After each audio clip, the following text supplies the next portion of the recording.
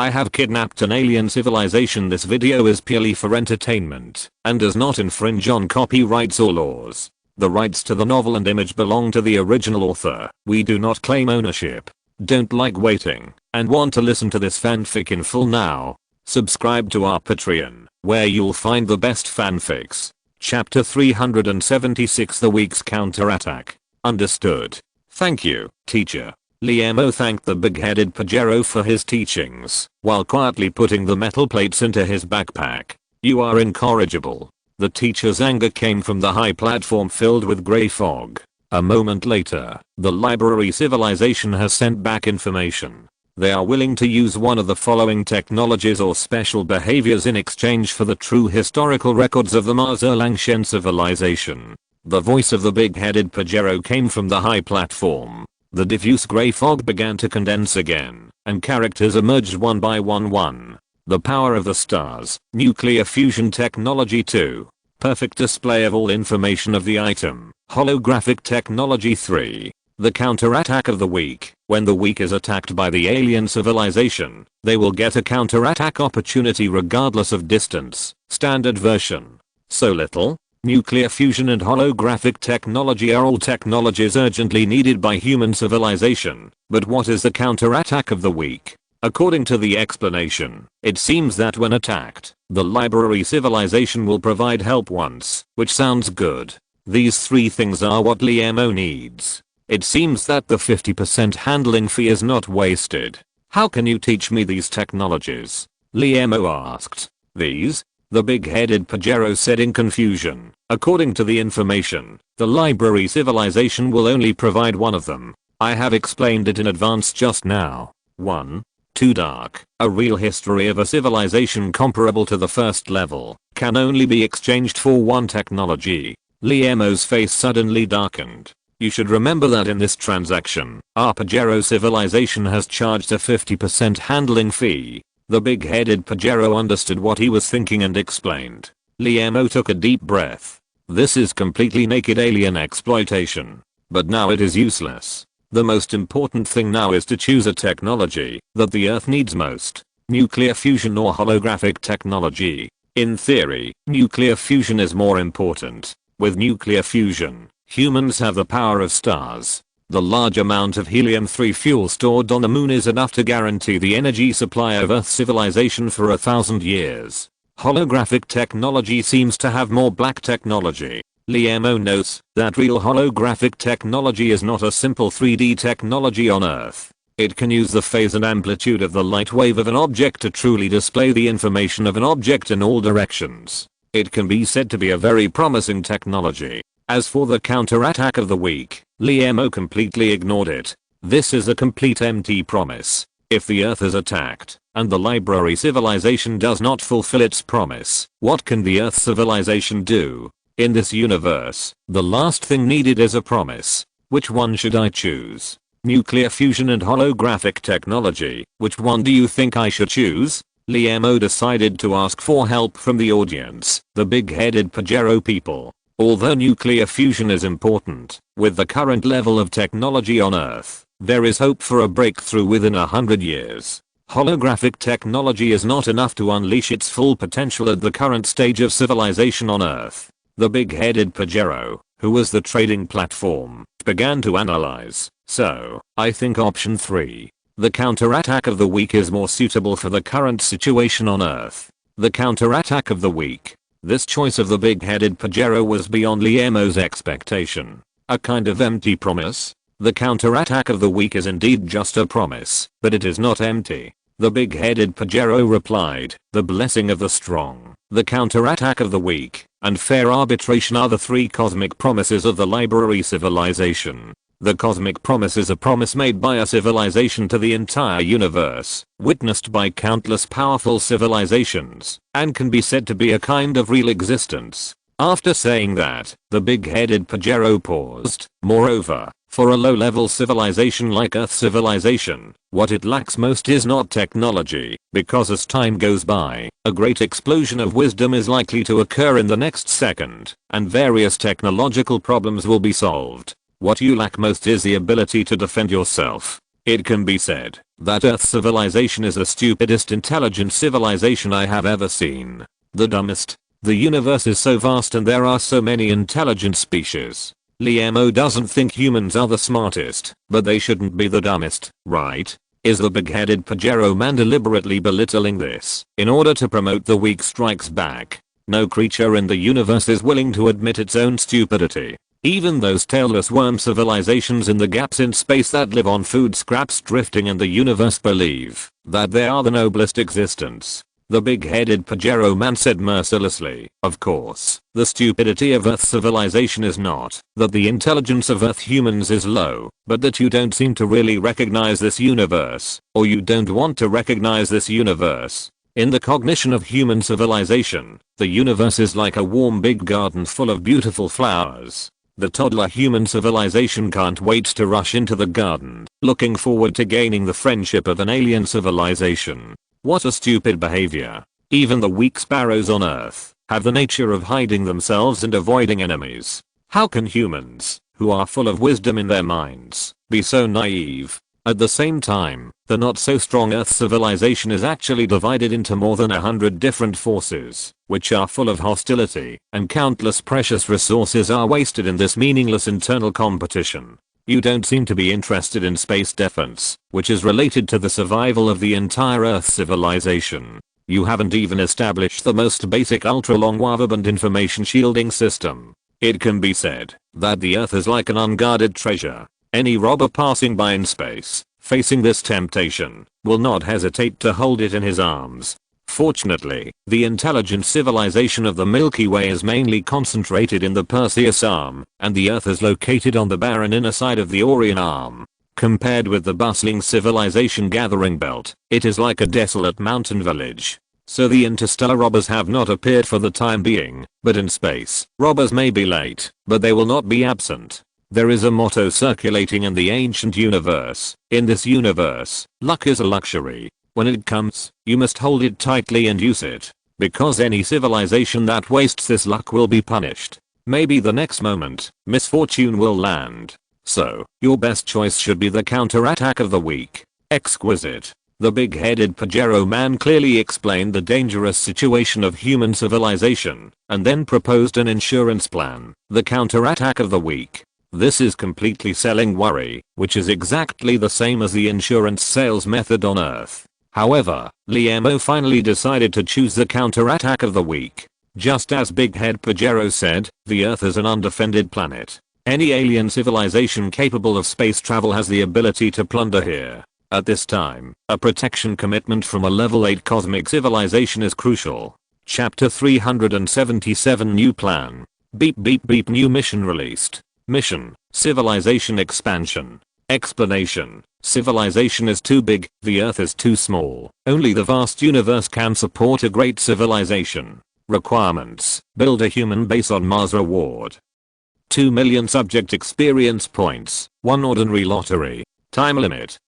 365 days. Accept. Yes/no. Build a base on Mars. The system's release of this mission was unexpected, but reasonable. After many system missions, Liam has already understood its nature, which is interlinked and meticulous. With the navigator, space transportation and travel have become possible. Although it is impossible to immigrate to Mars on a large scale immediately, it is not particularly difficult to build a micro-Mars base. Of course, any difficulty is relative. If this task was put on a few years ago, Liam, who was just a high school student, had only a few dozen yuan of pocket money hidden in his books. His only choice was to take out a kitchen knife from the kitchen, select the part of the body with the least pain nerves, and then have a friendly negotiation with the representative of the kidnapped civilization in his head, the big-headed Pajero man. Now, Mosey Technology, which has 2 technological monopoly products, Marxing battery and quantum chip, will earn him a steady stream of wealth, even when he is asleep.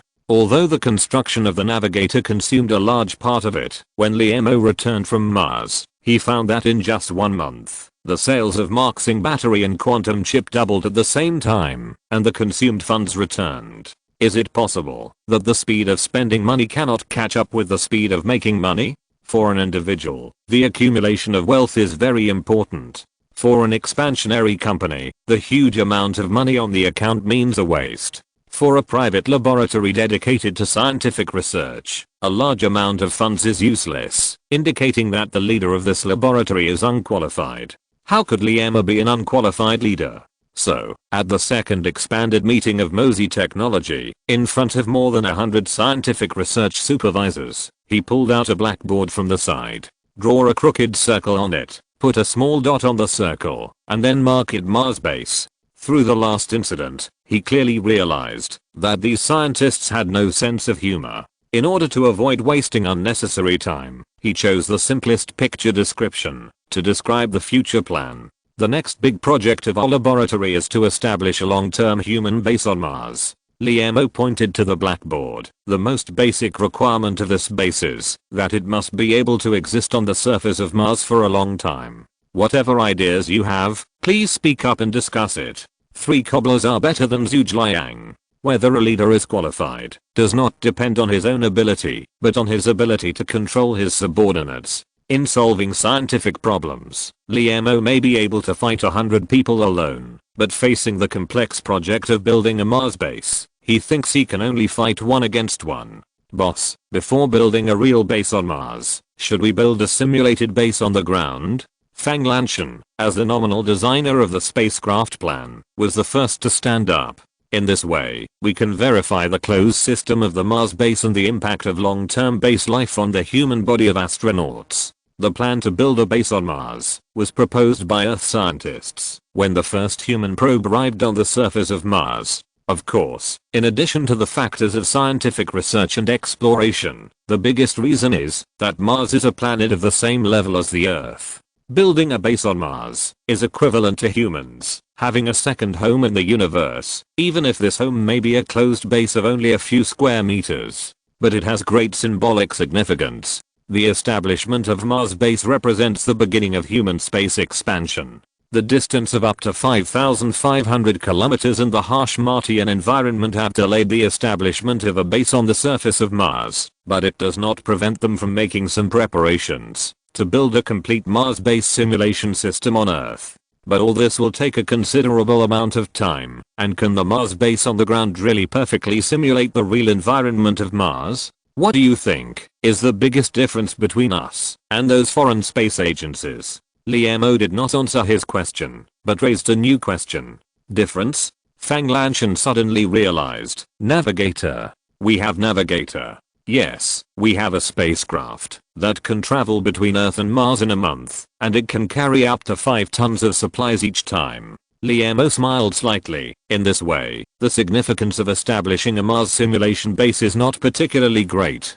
And, what do you think is the most fundamental difference between the environment of Mars and Earth? This time, Liemo asked all the scientific research supervisors a question. Yeah? The supervisor of the atmospheric research laboratory raised his hand. Water? The supervisor of the geological exploration laboratory stood up. Size? The head of the logistics department was also eager to try. One is a vibrant blue planet, and the other is a barren red planet. There is a world of difference. No wonder these supervisors gave different answers. Unfortunately, none of them are right. Liemo was about to announce the correct answer when an old voice came from the corner. The Earth has life, and the barren red planet in space has long been dead. Looking in the direction of the voice, a skinny old man, sleepy-eyed, with a look of disdain on his face, and a hint of sneer at the corner of his slightly opened mouth. Woo story. Liemo had forgotten about the director of the Kiwan laboratory, but he didn't expect him to appear at the meeting diligently.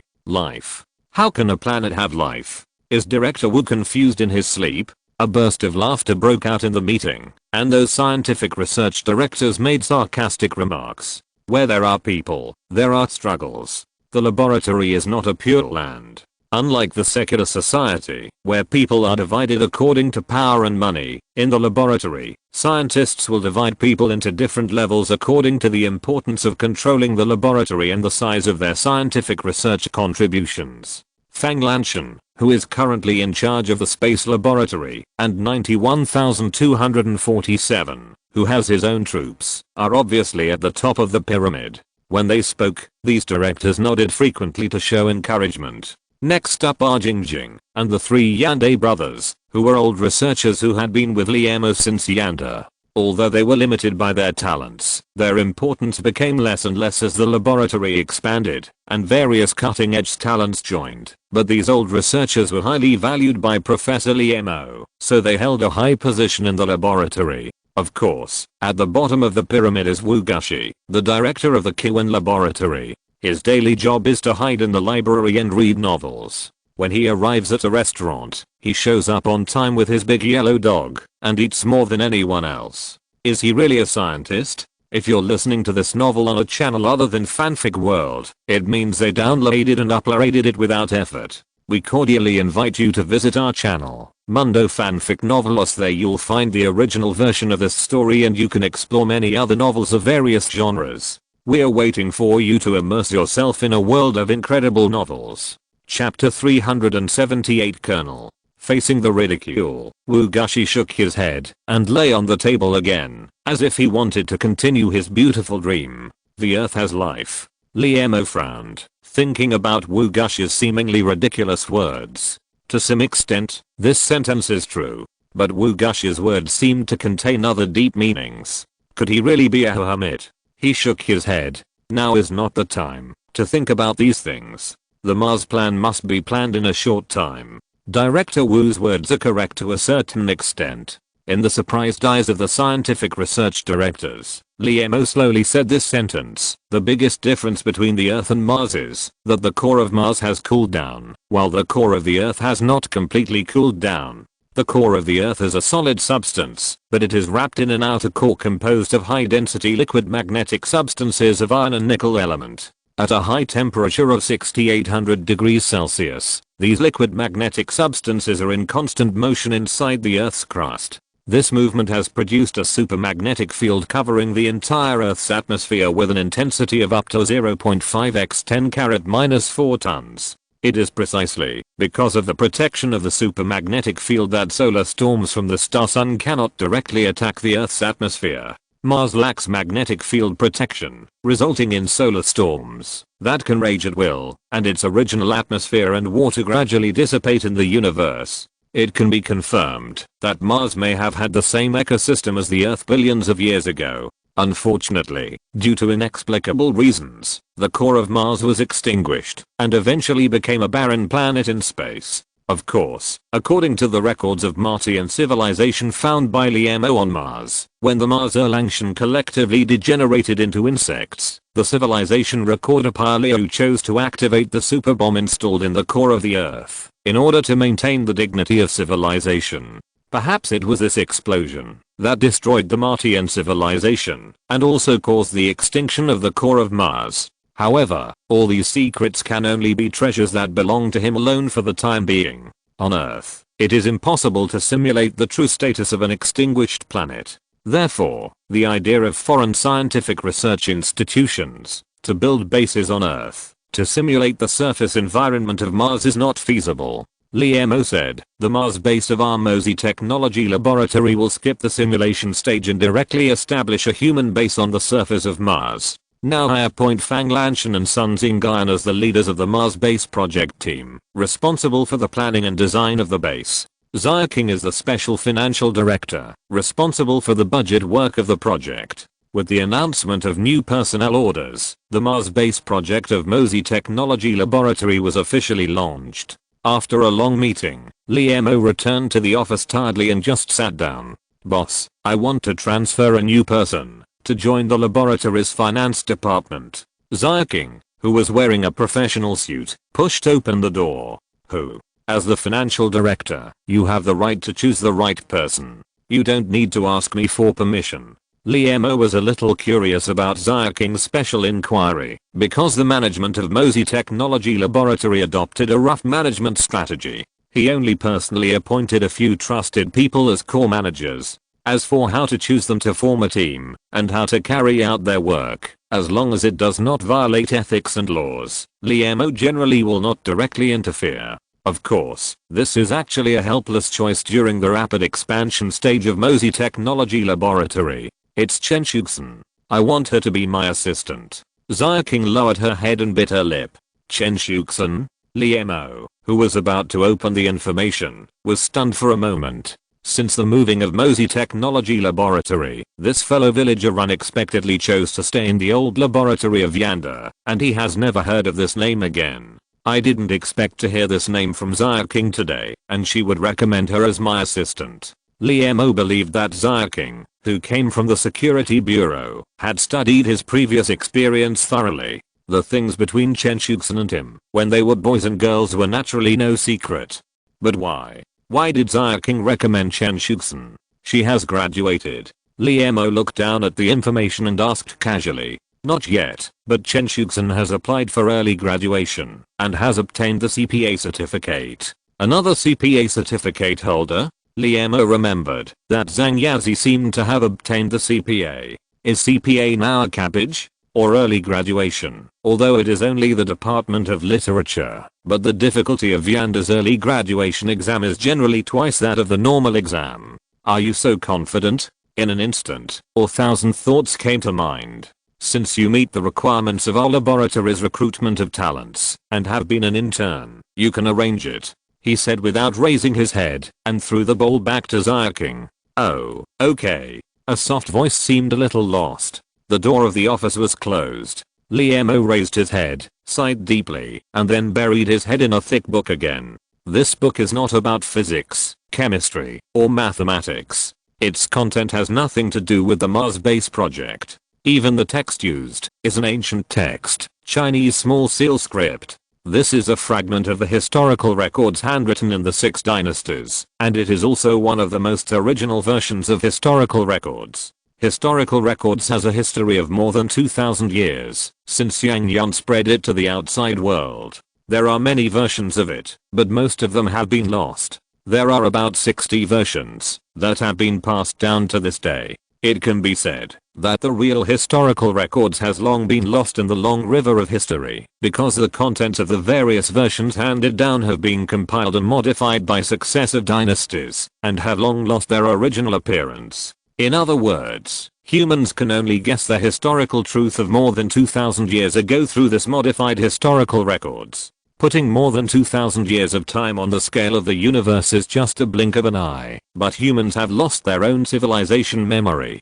Compared to the Mars Erlangchen civilization, which has engraved more than 100,000 years of Martian civilization development history on the metal plate, the Earth civilization is quite amateur in preserving the memory of civilization. At the last moment of destroying the Martian civilization recorder chose to jump into the underground lava to be buried with the entire civilization, but did not forget to close a stone door of the civilization room. Because he knew that behind the door was the last trace of Martian civilization left in this universe. The universe is ancient, and life is short. Retransforming into the most primitive element that make up this universe is the final destination of all intelligent creatures, even if such creatures have developed a brilliant civilization and even rule over several galaxies. In the face of this irresistible fate, it is all in vain, because endless time will erase all traces of their existence. After testing by the Materials Research Institute, the Martian metal plates in the backpacks were not the special metal materials used to make spacecraft engines, but ordinary tungsten steel alloys. Faced with this result, Liemo was not disappointed at all, but felt relieved. Because he really couldn't bear to destroy the last trace of a civilization. At this time, he finally understood why the Martians spent a huge amount of money to build a civilization room that would not help the development of science and technology at all. Because the civilization room is their last attempt to fight against fate, they want to leave information in this universe that Martian civilization once existed. This may be the most helpless attempt made by intelligent creatures in the face of this cold universe. Now it seems that they have succeeded. Because in the universe, there is an intelligent individual who knows of their existence through metal plates. The Erlangchen civilization of Mars has not been forgotten. Perhaps, those alien civilizations that built the civilization room also have the same purpose, and they are unwilling to be lost in the long river of time. Perhaps, the Earth civilization should also build its own civilization room. Liemo put down the book and stood up. This chapter is boring. Chapter 379, Zero Salary. M Country. This is a city known for its bright lights and feasting. Colorful neon lights and huge billboards are hung in every corner of the city, showing its prosperity to the world all the time. In the center of this prosperous place, there stands a 7-story building. There are no colorful lights hanging on the outside of the building, nor any exaggerated banners. It looks very simple. Only the small golden plaque at the entrance shows its identity, MBC headquarters. This golden plaque, which has been eroded by time, looks particularly dim even under the reflection of the brightest sunlight, but this does not prevent those enthusiastic tourists from taking photos in front of the plaque. This is MBC, a giant in the media industry. After hundreds of years of development, it has become the largest media company on the earth, controlling more than 60 TV stations, more than 200 newspapers and magazines, and more than 700 online websites around the world. It provides real-time news and information services to more than 5 billion users on the earth every day. When a news media is large enough, it will instill its own views to customers, who just need real news through various channels controlled by it, thus affecting all aspects of society.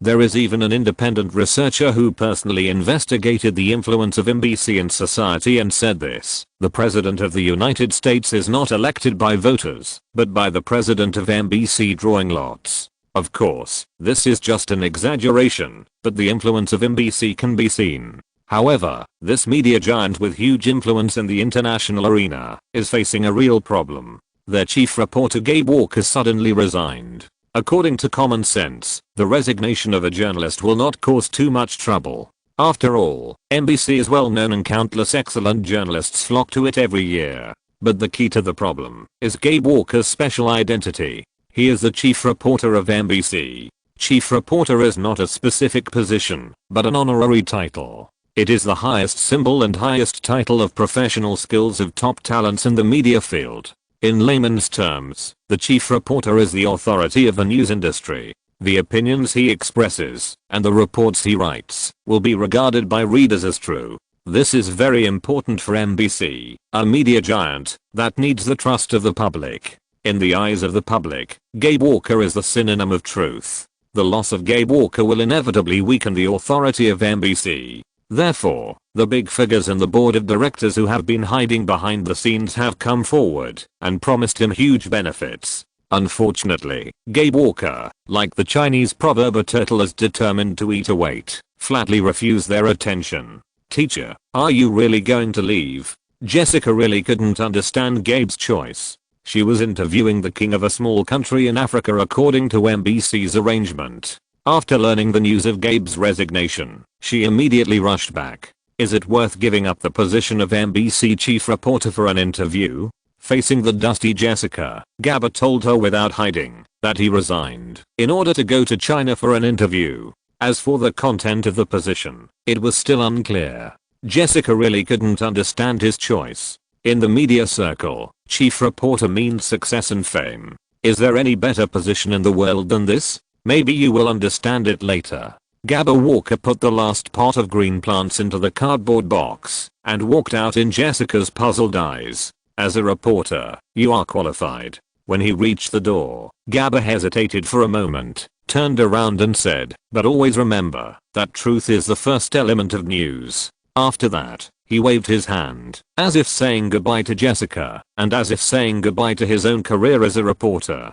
China Mosey Technology Laboratory, are you here to apply for the position of Earth Civilization Recorder? Liemo looked at the foreigner with green eyes and hooked nose in front of him and asked in surprise. No wonder he was so surprised. After Liemo's sudden whim, the establishment of the Earth Civilization Room became a formal project of Mosey Technology. The efficient team of the laboratory quickly solved a series of technical problems such as the site selection of the civilization room and how to preserve written records. But hiring a person as the first civilization recorder in the history of the Earth became the biggest problem. In the history of China, there have been many famous historians, such as Sima Qian, who was the swan song of historians and the Lycée without rhyme, and Bangu, who wrote at the age of 9 and recited poems and fu. They used their pens to record the changes in the land of China over the past 1,000 years. But in Liamo's eyes, these historians are not real civilization recorders, because their main job is to compile and edit historical materials and books of the previous dynasty, and collect and record the historical facts of the current dynasty for the emperor at that time,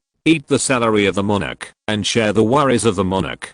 In the works of these historians, it is inevitable that for various reasons, there will be serious personal colors, and it is impossible to clarify the true face of history. Unlike the recorder of Earth civilization, Liamo's only requirement for this position is truth, and to eliminate the kind of truth that adds any personal emotional color.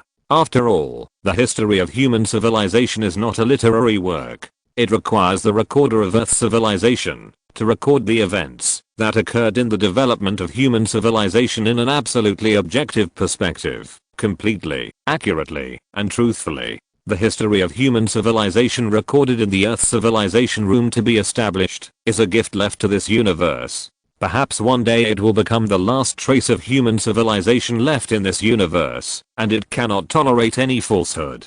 Unfortunately, this kind of truth is too rare. When the personnel department of Mosey Technology asked him about the salary of the position of Earth civilization recorder, Liamo drew a 0 on the blackboard behind him without hesitation. This is a position with no salary, no benefits, and no treatment. The girl in charge of recruitment at the time was stunned for most of the day, until Liamo confirmed it again and again, and then she posted this strange recruitment on the official website with a puzzled face. Sure enough, half a month later, the number of applicants and salary treatment were both 0, which did not surprise Liamo. It is conceivable that when the head of the HR department, who was worried about the position, learned that a foreigner had come all the way to China to apply for this position, he was so happy that he reported it to his boss without any delay. After all, he was not capable of recruiting an employee with a salary of 0. Yes, I'm from country M. I saw the recruitment information you posted on the internet and came here for the interview. The foreigner spoke fluently. Country M. Can you speak Chinese? Liamo was more and more surprised. I'm from country M, but if this position has clear requirements for the nationality of the applicant, I will apply for Chinese nationality. I used to work as a reporter and I speak 23 languages. Here is my resume. The foreigner seemed to have not experienced many interviews, and only then did he remember the resume he had been holding in his hand. Change nationality? Liamo was even more surprised. This foreigner really seemed to have no feelings for his motherland. Interesting. He gently flipped open the resume. The media giant NBC is purely fictitious. Chapter 380 What happened to Brother Hay? Gabba Walker, 50 years old, graduated from Harvard University, PhD in the history of human civilization, fluent in 23 languages. Last job was chief reporter of NBC. The resume only had a few short sentences, and did not even list the various honors he had received since childhood. However, the weight of these few sentences was worth countless honors, especially his last job was chief reporter of NBC, which fully demonstrated his ability. Chief reporter of NBC. Liamo remembered that at the press conference, after returning to Earth, there was a reporter from NBC who asked an impressive question. He looked at the foreigner who called himself Gabba Walker in confusion. It's me, the reporter who asked you what the universe feels like at the press conference is me. Gabba Walker noticed his doubts. But how did you age so much? In Liamo's memory, the NBC reporter did not have so many white hairs, otherwise he would not have failed to recognize him at first sight. It's because of your answer. Gabe Walker smiled bitterly. How can fragile humans escape the malice of this universe? Liamo instantly understood why the former NBC chief reporter would rather change his nationality and become a recorder of human civilization on Earth. This position has 0 salary, 0 benefits, and 0 treatment. Liamo stared at Gabe Walker and said slowly, this means that you will not get any compensation at work. In this world, there are actually unpaid positions, and what's even more bizarre is that there are actually people applying for the job. What a ridiculous scene. However, behind the absurdity, there is often truth. I know. In fact, my real purpose is to become an unpaid civilization recorder. Gabe Walker said sincerely. In fact, I don't need any compensation. I was born into a wealthy family and had a trust fund when I was young. and the annual income of a chief reporter of NBC is beyond your imagination. For so many years, I have no wife or children, and I'm alone. So, wealth has no meaning to me. After saying that, he paused, and a gleam of light flashed in his eyes. I think behind the zero payment, the position of civilization recorder should have some hidden authority. What a keen sense of touch, worthy of being the chief reporter of NBC. Liemo felt that the foreigner in front of him might really be suitable for this position. He sat up straight, his eyes were like arrows, and he spoke word by word, full writing authority. The Earth Civilization Recorder has full writing authority to write records of human civilization. No one, including me, has the right to interfere. To truly record the history of human civilization, all interference factors must be eliminated. Are you sure? Gabba Walker's eyes lit up, his face flushed with excitement. If I write about you as an evil scientist, do you care? I don't care. Liemo nodded heavily, as long as you believe it is real. Without this determination, how can we ensure the authenticity of the record? As he spoke, he took a design from the table. This is the Gobi Desert in the northwest of China, where you have been. Gabba Walker nodded. According to the detection, there is a granite layer 500 meters deep here. We plan to. Boss, is that the Earth Civilization Recorder you just hired? Seeing the foreigner walk out of the boss's office with excitement, Liu Mingru quickly opened the door and handed over a report. This is the progress of various laboratory research this month. Liemo took it. Project No. P1231 has a progress of 20%, and the estimated completion time is 2 months.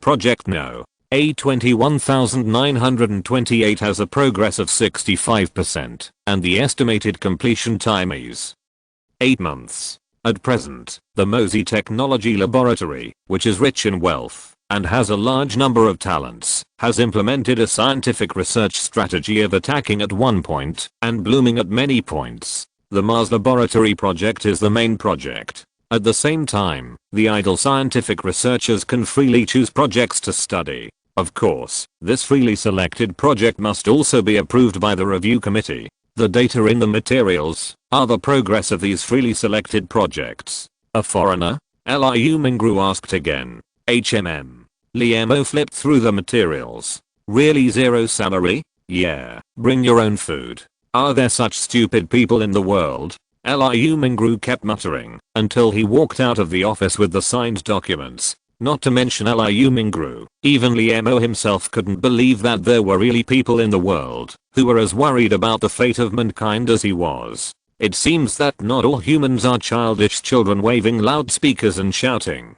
Beep beep. Just as he was lost in thought, his cell phone rang. Brother, hey, you're back. Seeing the number displayed on it, Liemo immediately answered it. Where are you? Have you met Zhao Gui and the others? After spending millions of dollars and wasting more than a year, Brother Hay did not find any clues about the Sagate Club, so some time ago, he euphemistically expressed his desire to return on the phone. Liemo agreed without hesitation. This mysterious organization may have been hidden in human history for centuries. It is not something that can be investigated clearly by the power of a single person. Wu Sanwu's whereabouts can only be considered in the long run. Today is the day that Brother Hay is scheduled to return.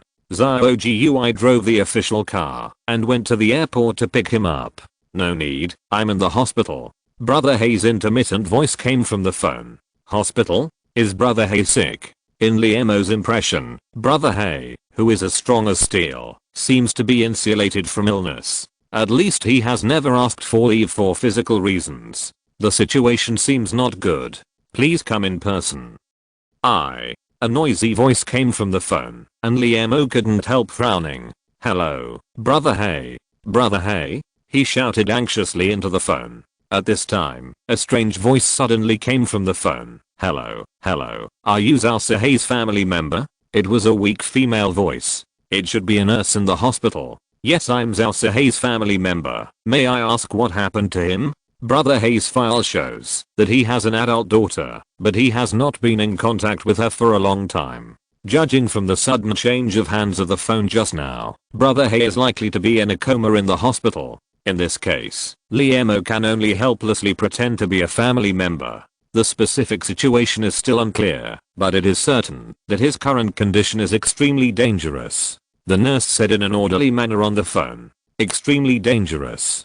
Brother Hayes' condition is extremely dangerous. What hospital? Liam interrupted the nurse without hesitation. What? The nurse on the other side of the phone was stunned. Liam took a deep breath and forced himself to calm down. I'll ask. What is the name of your hospital? What is the department? And what is the ward number? He knew that in this case, the earlier he knew the real situation, the earlier he could help, and Brother Hay would have a better chance of survival. Oh hello, sir. This is Yanjing 103 People's Hospital. Zhao Hay is receiving rescue in the emergency room. Liam quickly hung up the phone, ran out of the office, and rushed to the door. Boss, where are you going?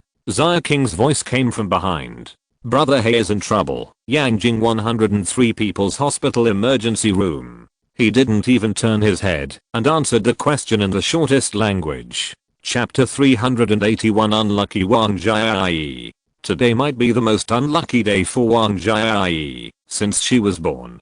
She was supposed to be the representative of Party A at the acquisition negotiation site, but now she can only hold her head and sit outside the emergency room filled with the smell of disinfectant. How could I not see such a big person? How could such a strong person fall down with just a slight touch? Why am I so unlucky? She said to herself with regret. Is it really as my second aunt who believes in fortune telling said, that this year is a very unlucky year for me, and I need to get married to get rid of bad luck? Then she shook her head again, and gave up the idea. Because her second aunt once said, that she needed her to get married to get rid of bad luck for the dog, because her schnauzer was sick. At this time, a doctor walked out of the emergency room with a tired face. Wang Jiayi quickly stood up and went to meet him with a look of expectation on her face. Doctor, how is he? The doctor took out a handkerchief and wiped the sweat from his forehead. Who are you to him? I hit him. Then he was sent to your hospital.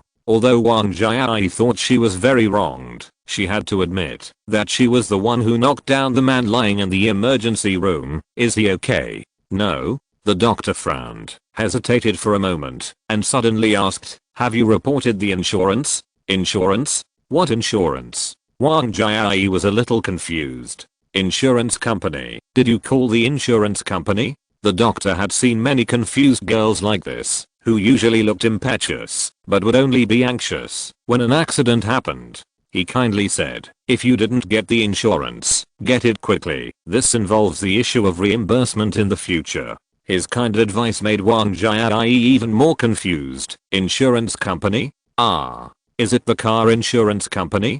She finally understood the doctor's brief words, but was even more surprised. The doctor asked in confusion, you drive a Maserati president. You didn't buy insurance, did you? The more depressing the work atmosphere is, the faster gossip spreads, and hospitals are the best among them. These doctors and nurses who are used to seeing life and death all day long, perhaps only these novel news can relieve their work pressure. This morning, a young woman driving a Maserati president came to the emergency department of the hospital with a middle-aged man. This news quickly spread throughout the emergency building, and it is expected to become a delicious midnight snack for those young nurses who work long night shifts in the evening. I bought it. This is a new car. I bought full insurance at the 4S store. Wang Jiayi still looked confused, but he was knocked down by my suitcase.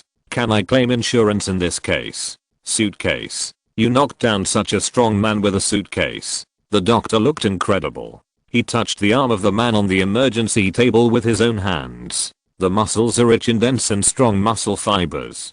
Just a light touch can feel the violent power contained inside. It is so enviable. It was unbelievable that such a strong man was knocked down by a thin woman with a suitcase. Perhaps this case could be included in his own compilation of strange stories in the emergency department. In this book, he has collected many incredible cases, such as a man who walked 5 kilometers calmly with a kitchen knife stuck in his head before reaching the hospital. Do you believe me when I say I'm unlucky today? Wang Jiayi smiled bitterly. The doctor nodded without hesitation. I believe it. You should be mentally prepared. The man in the emergency room fell into a coma for some unknown reason, and his various organs are rapidly failing. A slight collision with a box can kill a person. If this is not considered unlucky, then what is unlucky? I just touched him lightly. Wang Jiai's voice trembled. How could this happen? The doctor also looked helpless, as if to say, because you are too unlucky today. Please make way, thank you. Just when the doctor didn't know how to comfort the tearful woman, several strong young men who looked like bodyguards came over from a distance, surrounded by a young man. Although these people were wearing sunglasses, they could not hide the anxious atmosphere emanating from their bodies. The strong young men walked in neat steps, and passers-by avoided them.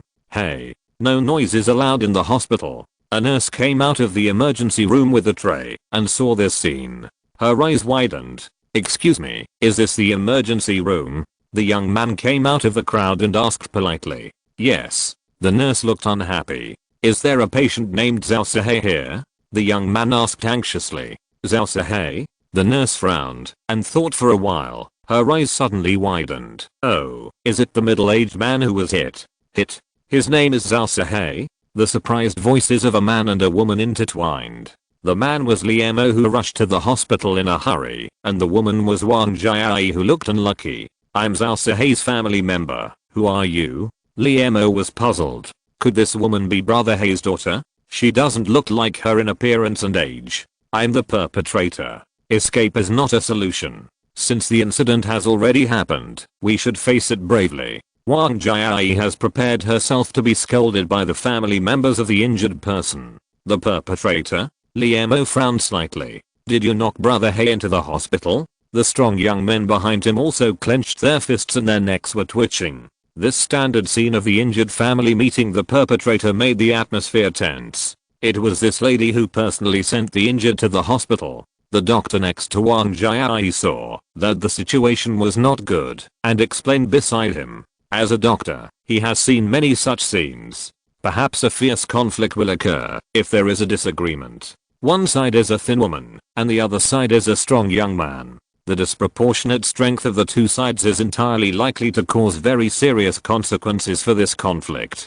After a moment, the expected conflict did not happen. Liemo looked at Wang Jiai's timid face, shook his head, and waved to the young men behind him. It's meaningless to pursue these now. Miss Nurse, how is Zhao Sihei? The only thing he cares about now is Brother Hei's safety. After several life and death experiences, Brother Hei has become like his family. Xiao Wang, has Zhao Sihei's family come? Just as the nurse was flipping through the record book in her hand, the door of the emergency room suddenly opened, and a doctor wearing a mask stuck his head out and asked, I am. Liemo immediately raised his hand high. Come with me.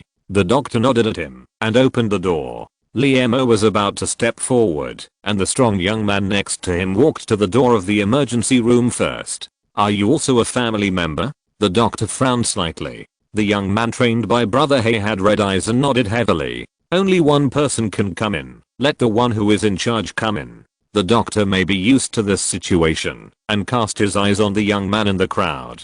Liemo walked forward, and patted the sturdy young man on the shoulder. I'll go. He walked towards the door, hesitated for a moment, turned around and said, Don't worry, Brother Hei will be fine with me here.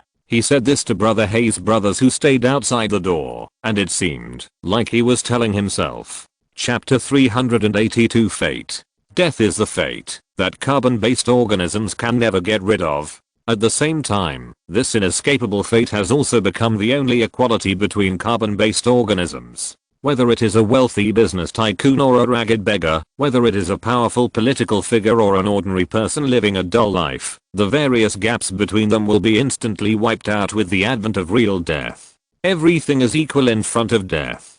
This equality comes from the most mysterious unknown. No one knows what the world after death is like. Maybe after death, people become nothingness. Maybe they become angels in the sky. Maybe they become fish in the water. Maybe. And humans are always full of fear of the unknown.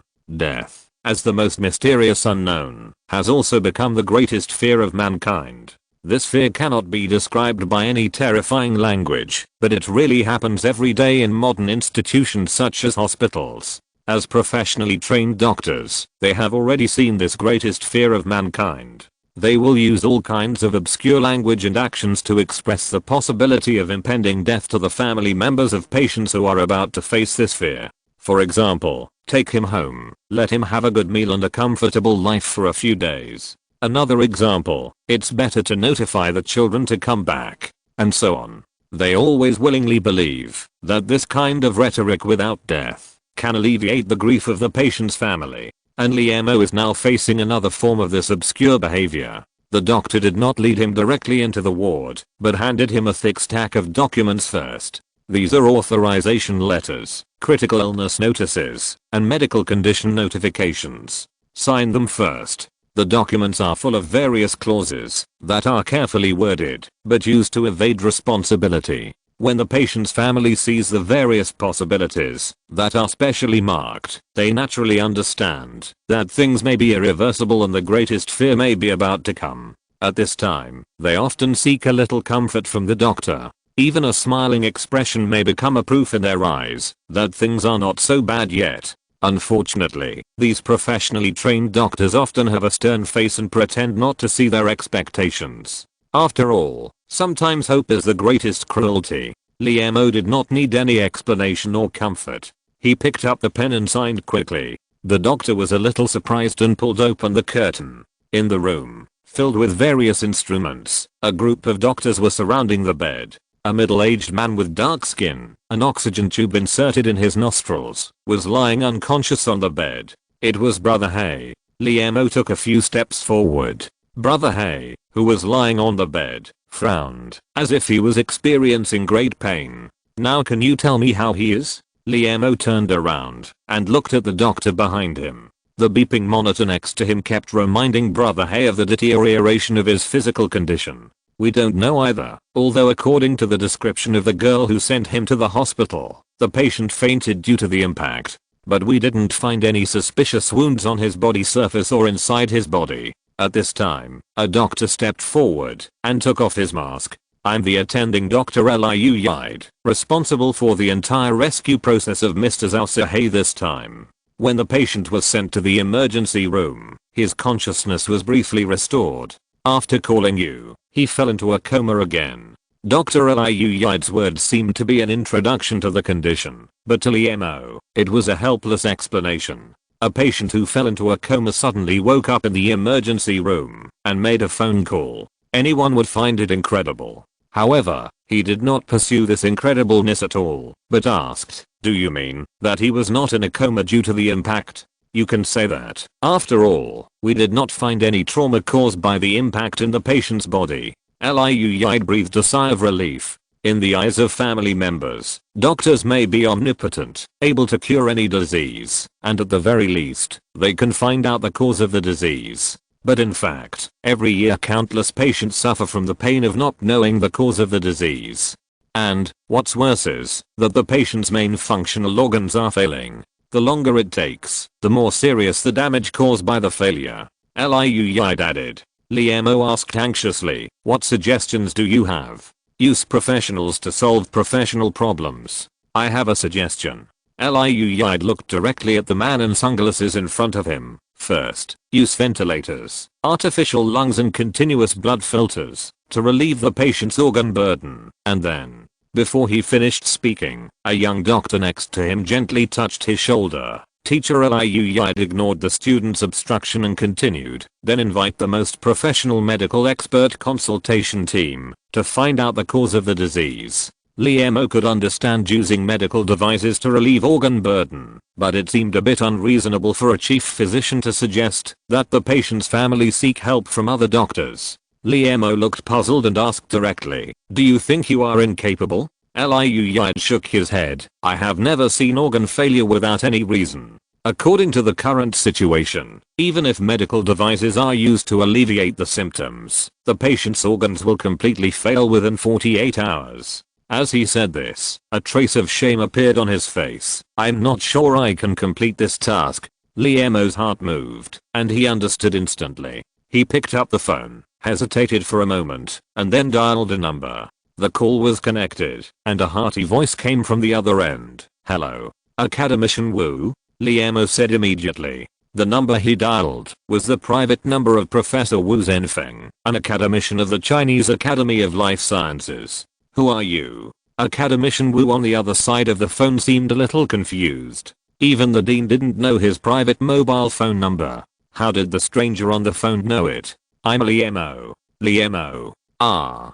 Professor Lee. Academician Wu suddenly remembered that he had met this young scientist once at the National Natural Science Award ceremony. At that time, he just thought that, since he was so young and could win the highest scientific award in China, he would definitely achieve great things in the future. In order to help the younger generation, he exchanged numbers. Unexpectedly, this newcomer has become one of the most famous scientists in the world in just a few years. He became the first person on Earth to land on Mars, and was honored as the first person on Earth by the academic community. How did you, the first person on Earth, think of calling me, an old man who is half buried in the ground? He asked jokingly. It's like this. A friend of mine suddenly fell into a coma due to unknown reasons, and then his organs began to fail. If possible, I would like to ask you to organize a team of experts to conduct a consultation for him. Liemo tried his best to describe the whole thing in the most concise language.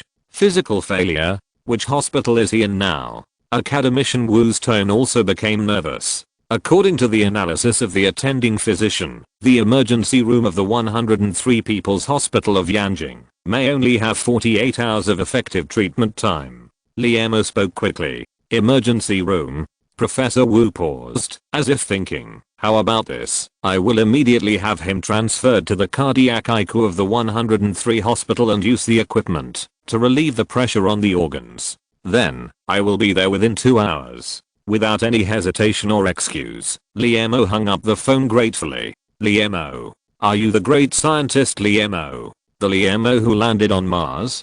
Dr. Liu Yide was standing next to him with a stunned look on his face and heard the entire conversation between him and Academician Wu. Is the Academician Wu on the phone? Academician Wu Zhenfeng from Union Hospital? Liemo nodded slowly. It is indeed Academician Wu Zhenfeng, and he has agreed to come. That's great. With Academician Wu, the patient will be fine. Liu Yide's face showed some excitement. I hope so. No horror language can describe the horror of death. Chapter 383 Poisoning. Just 10 minutes after finishing the call with Academician Wu, more than a dozen doctors, led by a middle-aged leader, rushed into the emergency room. This scene startled the strong young men outside the door and Wu Jia. Is it serious again? Liemo was sitting in front of the bed, looking at Zhao Sihei's painful expression.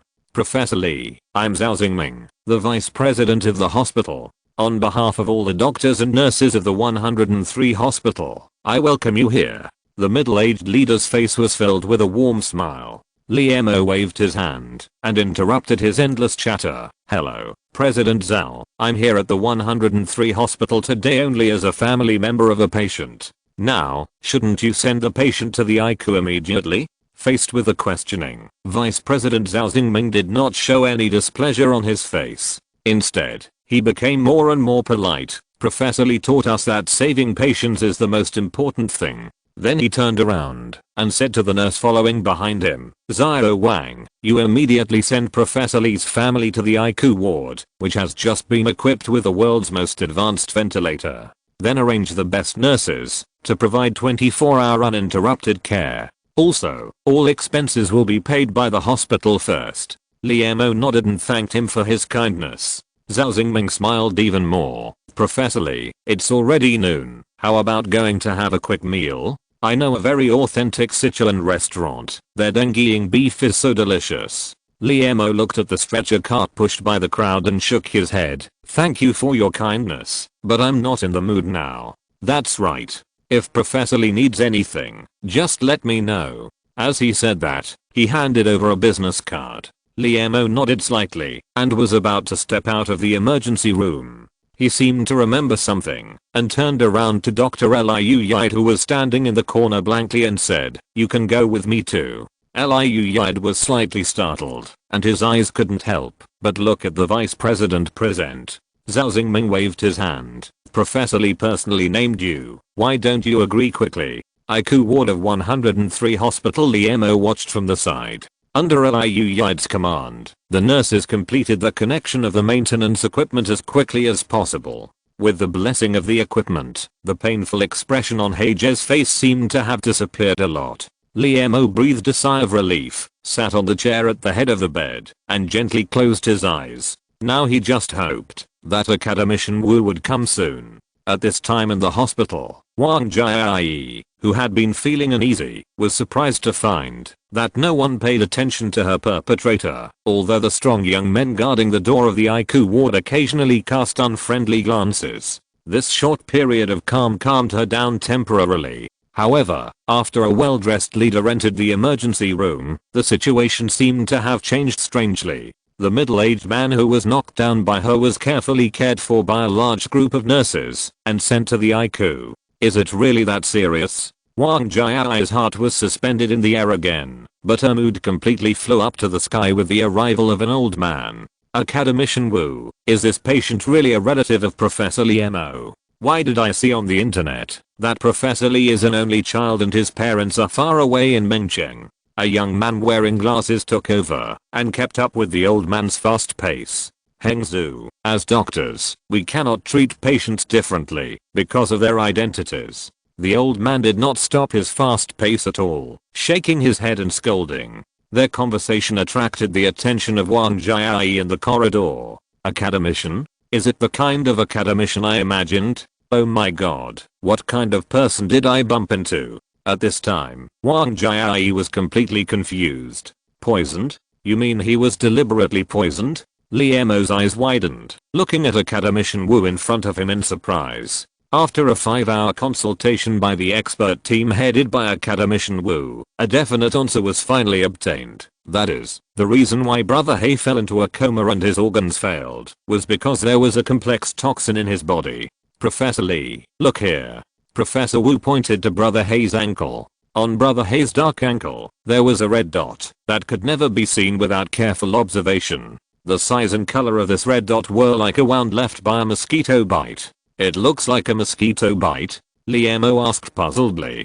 Professor Wu shook his head. Absolutely not. When mosquitoes bite, they will first release a small amount of poisonous saliva at the wound, which can prevent blood from clotting. At the same time, it also has an obvious side effect, which is that after the bite and blood sucking process is completed, it will cause an allergic reaction in the human skin. Thus, a pustule is formed. And the tissue near the red spot on his ankle is very smooth, and there is no allergic reaction, so this should be caused by a sharp weapon with a diameter of only 100 to 200 nanometers. This sharp weapon should be coated with a toxin substance, so that while causing damage, the toxin substance will enter the human body through the wound. Sharp weapon? Toxin substance? Was Brother He assassinated? Who? The name of Saggate Club first came to Liemo's mind. Brother He's mission to Europe this time was to find clues about this mysterious organization. But Brother He didn't seem to find any effective clues. In an instant, all kinds of thoughts came one after another. Professor Lee, although I'm very sure that the patient's coma and organ failure are caused by this toxin, it is difficult to determine which toxin it is. Academician Wu frowned at the young scientist in front of him and reminded him. And, as Dr. Liu Yi judged, this kind of toxin will cause organ failure very quickly, and we don't have much time left. Liemo suddenly woke up.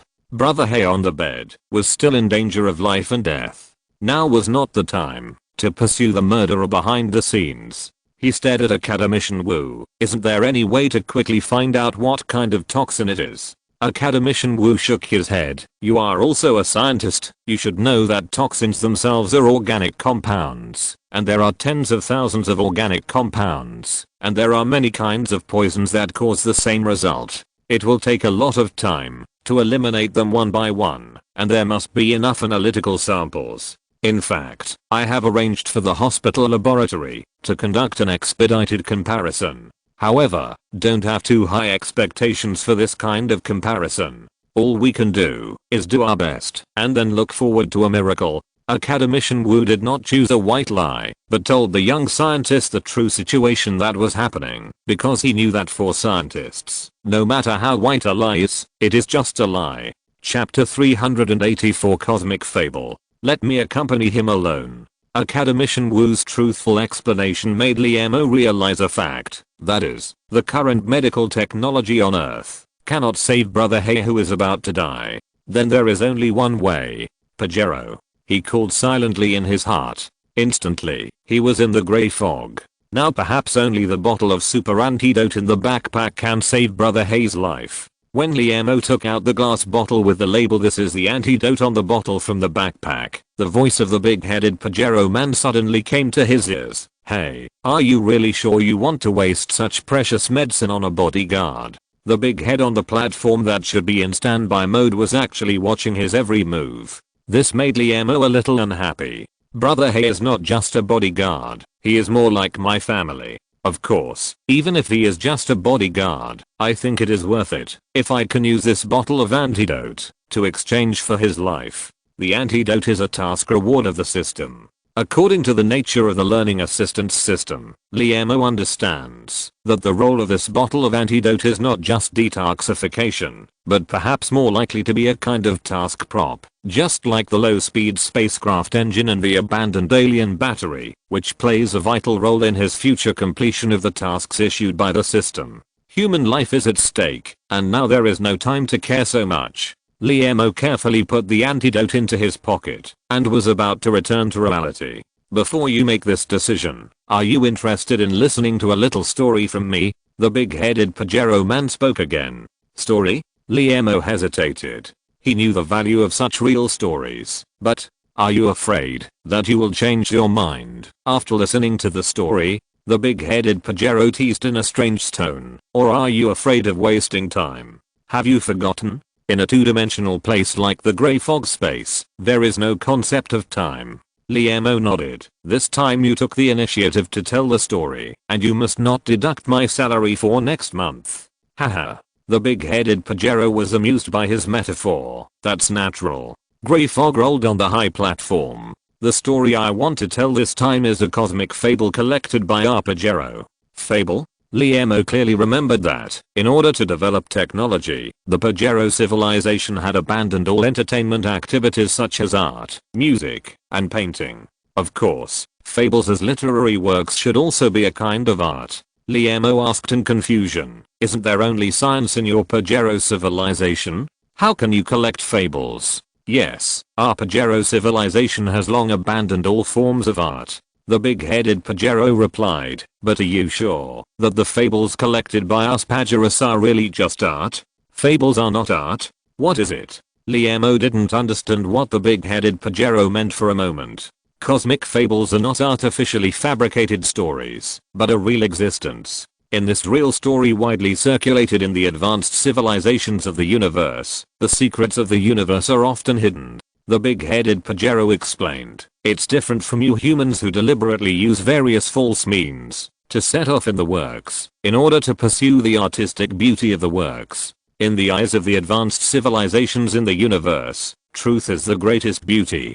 Truth is the greatest beauty? What a unique aesthetic view. Is a dry and ugly branch also beautiful? But this time, Liam didn't interrupt, because the fables hiding the secrets of the universe mentioned by the big head had deeply attracted him.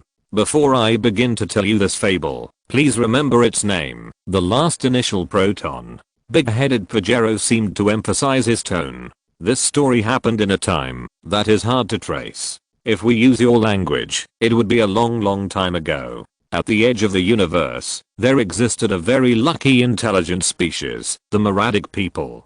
Big-headed Pajero began to tell the fable. "All civilizations in the universe have grown from fragile infancy to gradually develop and grow over a long period of time. In this long process of development, two objective conditions are crucial: sufficient resources to meet the development of civilization and a relatively safe environment in the surrounding area. The Moradics were born in the sunflower starfield on the edge of the universe. There is a dark star belt on the edge of the starfield, which separates the starfield from the universe. The dark light belt, which is thousands of light years wide, makes those civilizations in the main universe stay away. Some advanced civilizations even mistakenly believe that this dark star belt is the edge of the universe. And even more fortunately, the Moradics are the first intelligent creatures in the sunflower starfield."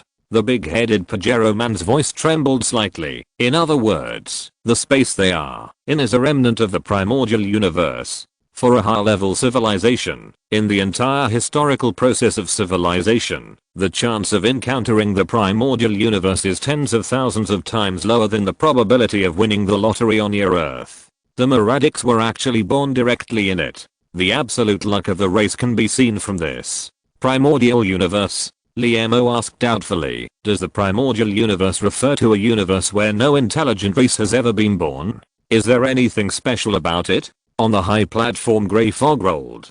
Part of the definition of the primordial universe does require that no intelligent race has ever been born in that universe. The big-headed Pajero explained, but its specialness is limited by the general law of cosmic civilization, and I cannot give you a clear answer. Of course, I will use similar metaphors in your Earth language and culture to replace the restricted parts that may be involved in this fable. Very good, please continue. Liemo is used to compromise. Because they are in the primordial universe, it only took about 3,000 years for the Moradic people to burst out wisdom and successfully enter space. When they officially became a first-level civilization, they only had a civilization history of less than 4,000 years. Such a fast development speed, when the first primitive man on Earth began to look up at the stars, the spark of wisdom burst out in the human brain for the first time. From then on, intelligent humans gradually developed independent thinking and consciousness, and with the birth of imagination and creativity, the journey of human civilization began. After more than 3 million years of hard development, human civilization has barely reached the 0.7 level of civilization, and there is still a long way to go before it can officially become a first-level civilization. However, the Moradic people in the primordial universe took less than 4,000 years to complete the journey that humans have not been able to complete in more than 3 million years. Is this the special thing about the primordial universe? If you're listening to this novel on a channel other than Fanfic World, it means they downloaded and uploaded it without effort. We cordially invite you to visit our channel, Mundo Fanfic Novelos. There you'll find the original version of this story and you can explore many other novels of various genres. We're waiting for you to immerse yourself in a world of incredible novels.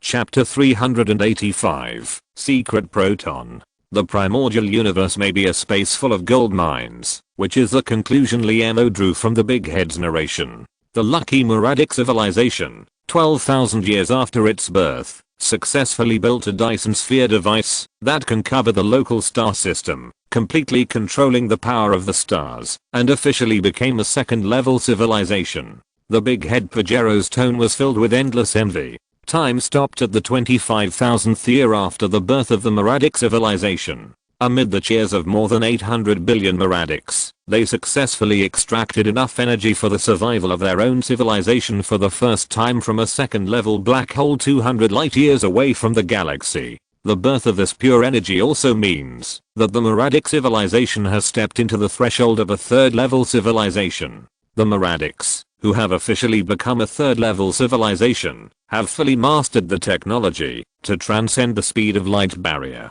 Their living and development space has expanded rapidly. Since they are the first intelligent creatures in this primordial universe, after 6,000 years of great expansion, all the planets in the Sunflower Star region are filled with the flags of this lucky race. After occupying an area covering more than 10,000 light years, the Moradics did not stop the pace of civilization advancement. Like all third-level civilizations, they began to try to crack the mysteries of the universe. So, a large solid planet was transformed into a supercomputer. The built-in program of this computer has only one mission, which is to analyze the laws of the universe. After 3,000 years of calculation, the supercomputer exhausted the energy of more than 100 stars and gave the Moradic people a result that was enough to enter the threshold of the fourth-level civilization, the rules of the primordial universe. The Moradic people who completely controlled the rules of the primordial universe became a true fourth-level civilization and became an existence second only to the creator. But the development of civilization and technology is endless.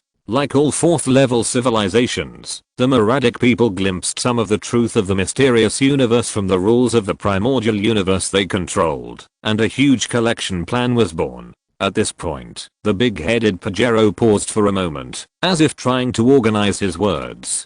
Due to the limitations of the general rules of cosmic civilization, I cannot clearly state the object of the Moradic collection plan. In short, it is a very special proton that was born at the beginning of the universe and cannot be regenerated. Because it contains the secrets of the universe, I call it a secret proton here. Secret proton? According to the Big Bang theory of the universe and human science on Earth, the universe was formed by the explosion and expansion of a dense and hot singularity. Before the Big Bang, time, space and everything did not exist. When the explosion began, the first thing produced was hadrons, including baryons and mesons, such as protons and interprotons. In the early universe, there were only these substances, and there were no atoms, because the temperature of the early universe was extremely high, and the electromagnetic force of the nucleus could not bind the electrons in thermal motion. As the temperature of the universe dropped, atoms were formed. Moreover, most atoms are generated by nuclear fusion of stars, which is actually the combination of protons and neutrons in different quantities. In other words, when the universe was born, protons had already appeared in this world, and in the following 10 billion years, through the combination with neutrons, all things in the current universe were formed. And protons are very stable, and the theoretical lower limit of their lifespan is 10⁻35 years, which is 100 trillion times longer than the age of the universe. But in human science, protons have no specific type.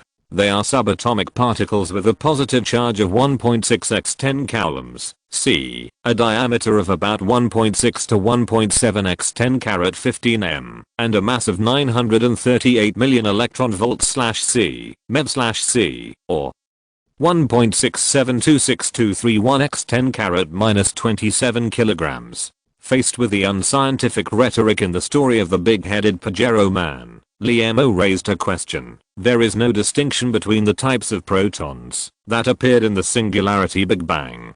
Do hidden protons really exist? Grey fog rolled on the high platform, and a slightly sarcastic voice was heard. Your human understanding of the primitive existence of protons is still at a very elementary stage.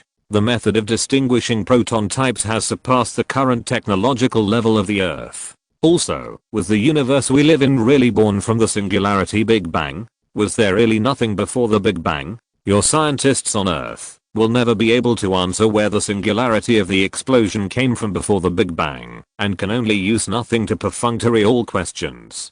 But in science, nothing is nothing but a physical state.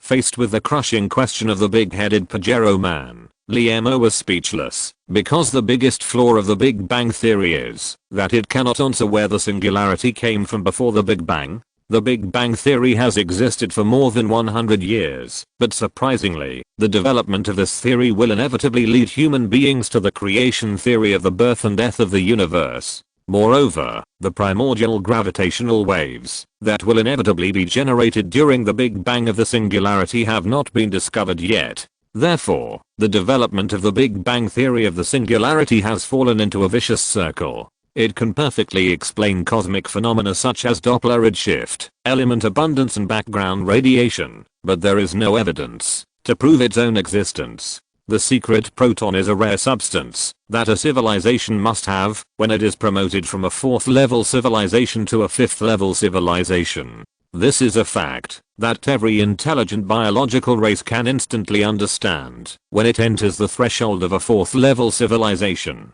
The big-headed Pajero continued to narrate, after educating the students. As for the reason, it is limited by the cosmic civilization. Then teacher, as a 4th level civilization, do you, the Pajero civilization, also need to collect this kind of secret proton? Liemo interrupted his narration again.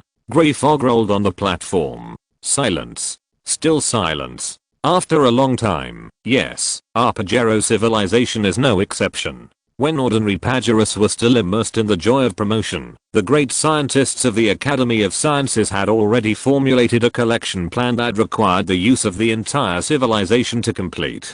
The reluctant voice of the big-headed Pajero man came from the platform again. After this helpless explanation, he solemnly warned, since this is just a story for free, I will no longer answer any of your questions during the narration. This warning, which had never appeared in the narration, also gave Liemo a bold idea. Is there really a truth about the universe behind this secret proton? And he sensitively noticed that in the fable, Told by the big-headed Pajero man, the Maradic civilization used a supercomputer to calculate the rules of the original universe instead of the rules of the universe. The original universe is essentially just a starfield on the edge of the universe, and it is also a part of the universe.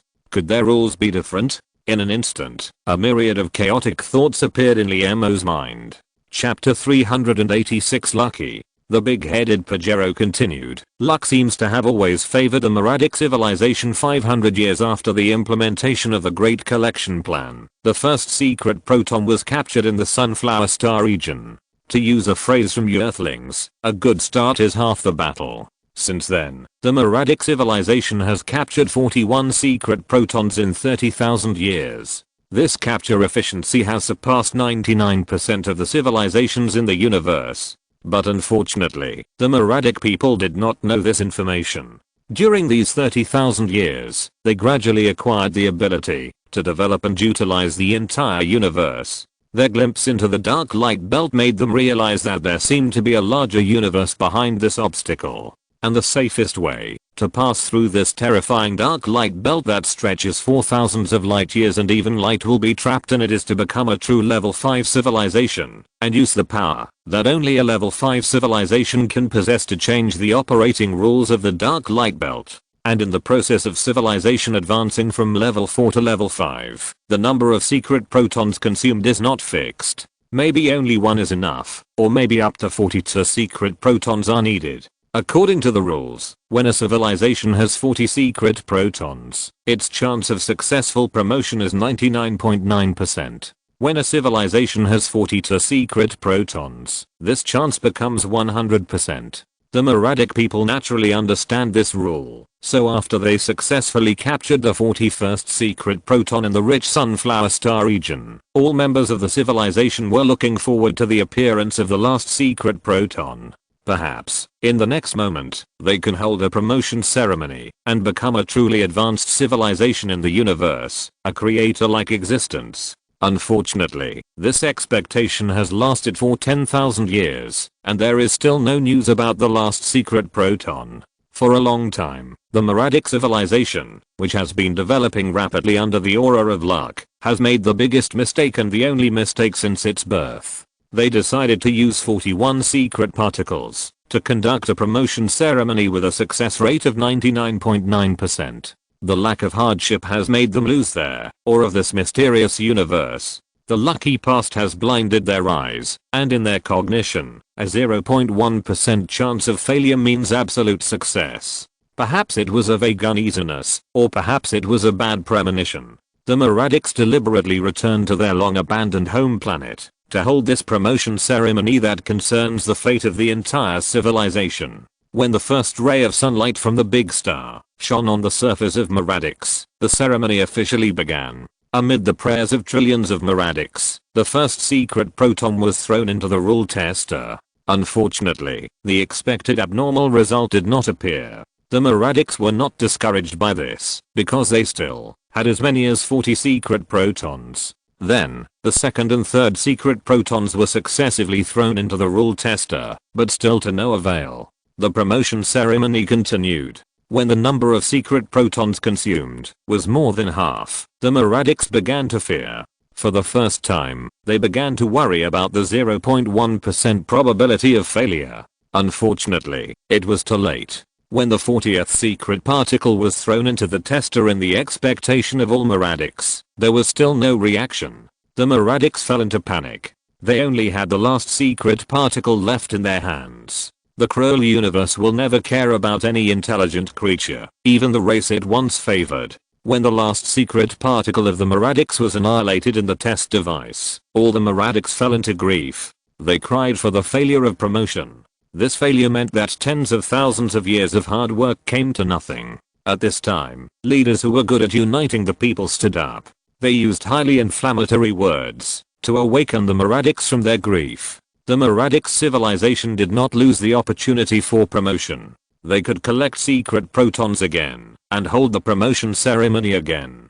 In the blueprint drawn by the leaders, the optimistic Maradics saw hope again, and cheers rang out on this planet. The diligent Maradics can't wait. They want to return to the universe and start collecting and this time their target number is an absolute 42 particles. Unfortunately, in this universe, races that waste opportunities are often severely punished. When the spaceships that set sail on Meradik suddenly fell to the ground from mid-air, the naive Meradik people realized this. The Meradik spaceships in the Sunflower Star region, whether they were using conventional power, vacuum energy, antimatter, or super spaceships with the power of rules, all lost their ability to fly. Under the influence of the gravity of the stars, those spaceships that had already taken off quickly fell to the ground and became a pile of scrap metal. Faced with this mysterious phenomenon that completely violated the laws of physics, the Meradik people began to panic. However, what they could not have imagined was that this was just the beginning.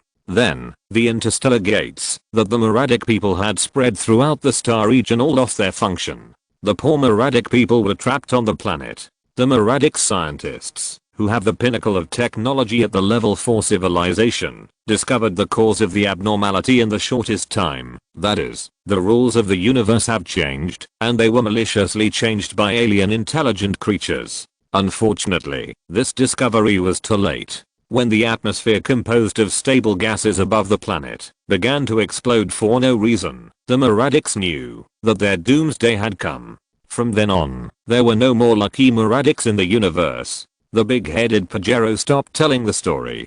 Liemo could clearly tell from the metaphors that Big Head used when telling the story that this was a story full of metaphors. At the same time, this was also a very absurd story. The Meradik civilization actually lacked a secret proton, which led to the final demise of the entire civilization. In the final war, there were no powerful high-tech weapons, no grand scenes of tens of thousands of space warships bombarding each other, and no heroic figures who were worth singing and crying. Silent. The entire war process can only be described as silent.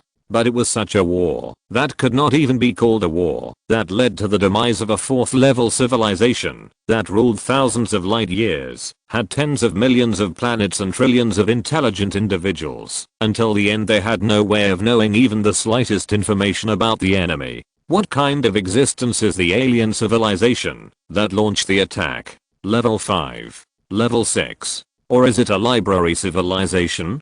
Perhaps, only such a high-level civilization can easily destroy a 4th level civilization. Moreover, Liemo vaguely felt that the big-headed Pajero man seemed to have deliberately hidden some key issues in the story, such as what is the promotion ceremony? Why does the promotion from level 4 to level 5 require such a strange promotion ceremony, but the promotion from level 1 to level 2 does not?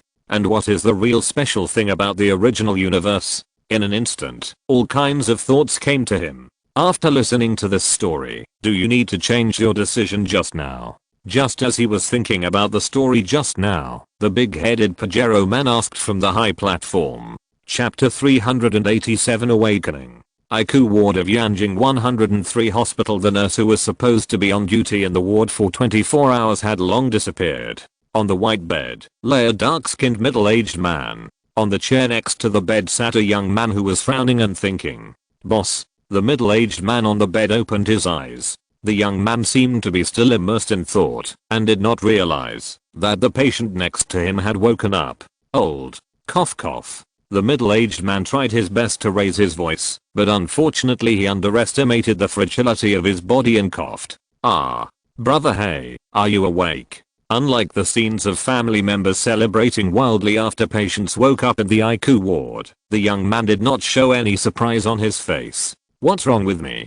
Brother Hay looked around at the various beeping medical instruments and strange tubes inserted in his nostrils. At this time, he was surprised to find that he did not seem to need to breathe on his own. Oh, nothing. You fainted at the airport, and then a kind lady took you to the hospital. Liemo smiled slightly, trying to keep his expression calm. The doctor has examined you. This is caused by fatigue. I think it's because the food abroad doesn't suit your appetite. Although Heije didn't recognize the various instruments installed on him, he had also been sick and hospitalized. There is a simple criterion for judging the severity of the disease. That is, the more advanced the medical equipment used in the hospital, the more serious the disease. Minor illnesses such as colds and fevers cannot even enjoy the treatment of lying in bed. He had a "you are lying to me" expression on his face. "Boss, tell me honestly, do I have a terminal illness?" "Terminal illness?" Liam suddenly smiled bitterly. Maybe Heija had a terminal illness before, or he might have a terminal illness in the future, but not now. How is that possible? These instruments are just for show. I specially asked the hospital to install them, so that you can wake up quickly. You also know the boss's current status. After hearing this explanation, Heija's doubts were much less, but he still insisted, "Can these things be installed?" According to the boss's current status, the hospital will definitely do its best to meet all his requirements. However, installing medical equipment, especially advanced ones, has exceeded his common sense. Of course, this is the ICU ward, and these instruments are standard equipment in the ward. Liam took out a long bill from the drawer and handed it over. "These all cost money, and I will deduct it from your salary in the future." Brother Hay moved his arm with difficulty and brought the bill to his eyes with trembling fingers. A 5-digit amount at the bottom of the bill came into view. He struggled to sit up and said in full energy, "Boss, I'm fine now. Let me out of the hospital." Liam couldn't help laughing at Brother Hay's difficult movements and panic on his face, but it was normal. Any normal person who has a concept of money would not necessarily perform better than him when faced with a single day expense of up to 80,000 yuan on the bill. "Are you really well?" Liam pretended to be puzzled. "It doesn't look like it. I don't want to go through the discharge procedures for you and then ask the nurse to rearrange the bed." Brother Hay struggled to get off the bed, but unfortunately he was restricted by the various tubes installed on his body, and he was afraid of damaging these very expensive instruments, so he had no choice but to lie back on the bed. "Boss, my body is really fully recovered. If I continue to lie here, I'm afraid I will go bankrupt." Liam is very clear about his financial situation. Although he is a senior executive of Mosey Technology, he receives a considerable salary every month. But Brother Hay has a lot of old comrades in arms. According to the information collected by Zaha, at least 80% of his monthly salary will be used to subsidize some comrades in arms who are in more difficult conditions. Seeing Brother Hay's panic, Liam felt that this joke could not continue. He smiled slightly. "You forgot that our Mosey Technology provides full medical expenses reimbursement benefits for all employees." "Really?" Brother Hay was stunned. "You didn't lie to me?" Liam nodded heavily. "Yes, a rough guy like AJ who never reads the contract and hardly gets sick has no way of knowing the existence of such benefits. But even so, I still want to be discharged from the hospital." AJ's resolute attitude did not change because he did not have to spend his own money. "It is not up to you to decide whether to be discharged from the hospital or not." Liam gently pressed the pager on the bedside. "This requires a doctor's approval. The office of Academician Wu of the Hexi Medical College. Although Academician Wu rarely appears in this office, Ziduo, as an assistant specially assigned by the medical college, still came to the office early in the morning. She needs to clean the office, which is not messy, spotlessly. Ziduo actually likes this job very much. The assistant's work will bring her an additional living allowance every month. In addition, there is a bookcase that occupies an entire wall in the office. The bookcase is filled with various medical books, many of which are original editions. It is very quiet here, and few people will disturb it. Her favorite thing to do is to put on gloves after cleaning the office, take a book from the bookcase, and sit on the sofa next to it to read it carefully. Today, as usual, she sat in a corner of the sofa, holding the unfinished rosin emergency medicine, completely immersed in medical knowledge. A burst of hurried footsteps came from the corridor. Ziduo raised her head in confusion and pricked up her ears. "Who is coming?" Like a clever little white rabbit, she put the book in her hand back to the original place on the bookcase and picked up the ragged hand. At this time, accompanied by footsteps, a white-haired elegant old man hurried into the office and went straight to the bookcase. It was Academician Wu, who had not appeared for half a month. Ziduo put down the rag. "Hello, Academician Wu." Academician Wu seemed to be immersed in unique thinking, and only then realized that there was an outsider in the office. There was a bit of suspicion on his face. "Who are you?" "I'm the assistant assigned to you by the college, and I'm cleaning." Ziduo answered obediently. "Oh, classmate Ziduo, hello." Professor Wu greeted absent-mindedly, returned to the bookcase, took out a book, put it back disappointedly, and then repeated the previous action. Academician Wu seemed to be looking for some book. However, the book seemed to be placed very secretly. 5 minutes passed, and a few drops of sweat oozed from Professor Wu's forehead. "Teacher, what book are you looking for?" Ziduo asked softly behind him. "A book with only a few pages, very thin." Professor Wu took a breath. "It should be." Ziduo squatted on the ground and took out a yellowed book from the bottom shelf of the bookcase. "This book is not so much a book as it is bound together by several pieces of parchment of different sizes. It should be this one." "Yes." Academician Wu was surprised, took the manuscript, put it on the desk and read it carefully. "Can you understand tadpole writing?" Ziduo once found these pieces of parchment while cleaning, which were covered with dense tadpole writing, a kind of writing she had never seen before. Chapter 388 Academician Wu's doubts. The queen exchanged 10 shells from the deep sea with a phoenix-like winding tail for a mysterious toxin from the ragged foreign wanderer on the edge of the tribe. This toxin is stored in the hollow tail feathers of the male jungler fowl, and has a bloody and dazzling color. If the wanderer is not deliberately deceiving, applying the bloody red toxin to the enemy's wound can cause the enemy to suddenly faint after the fiery disk in the sky completes a cycle. After that, a strand of red silk will appear in his right eye. This red silk will continue to increase, and after 2 cycles of the fiery disk, it will eventually occupy the entire eyeball, and the enemy will lose his life in pain. And, most importantly, there is no antidote for this toxin. Of course, considering that the other party can lie about being a wanderer from the sea for a grain of millet, it is hard for the queen to believe that the bloody red in the feathers can take the life of a strong man.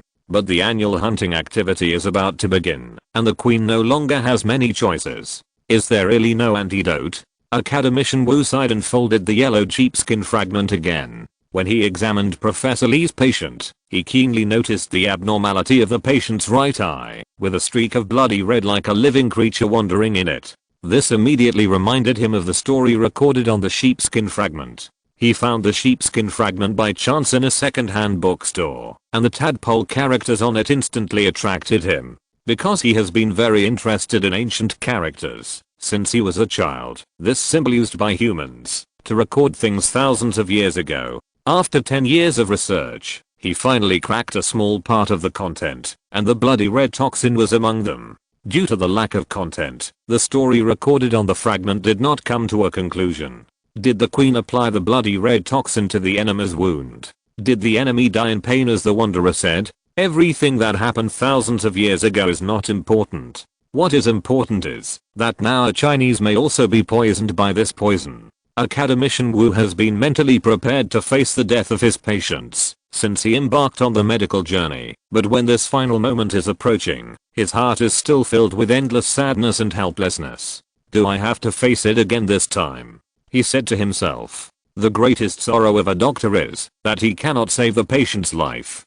Beep beep hello, it's Liu Yide.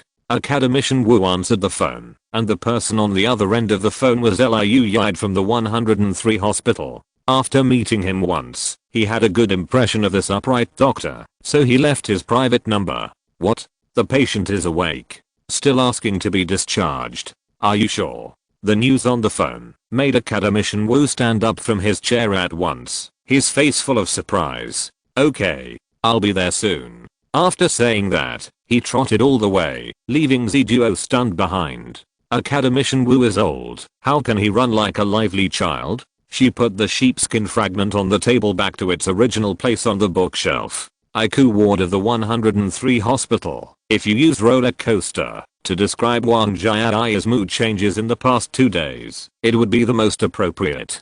This acquisition was promoted by her alone, and it was also the best opportunity for her to prove her strength to those uncles in the group who had objections. This should have been a perfect performance for her. But everything changed after she bumped into that damn man with her suitcase at the airport. Wang Jiai, who was trapped in the hospital, completely missed the acquisition negotiation meeting.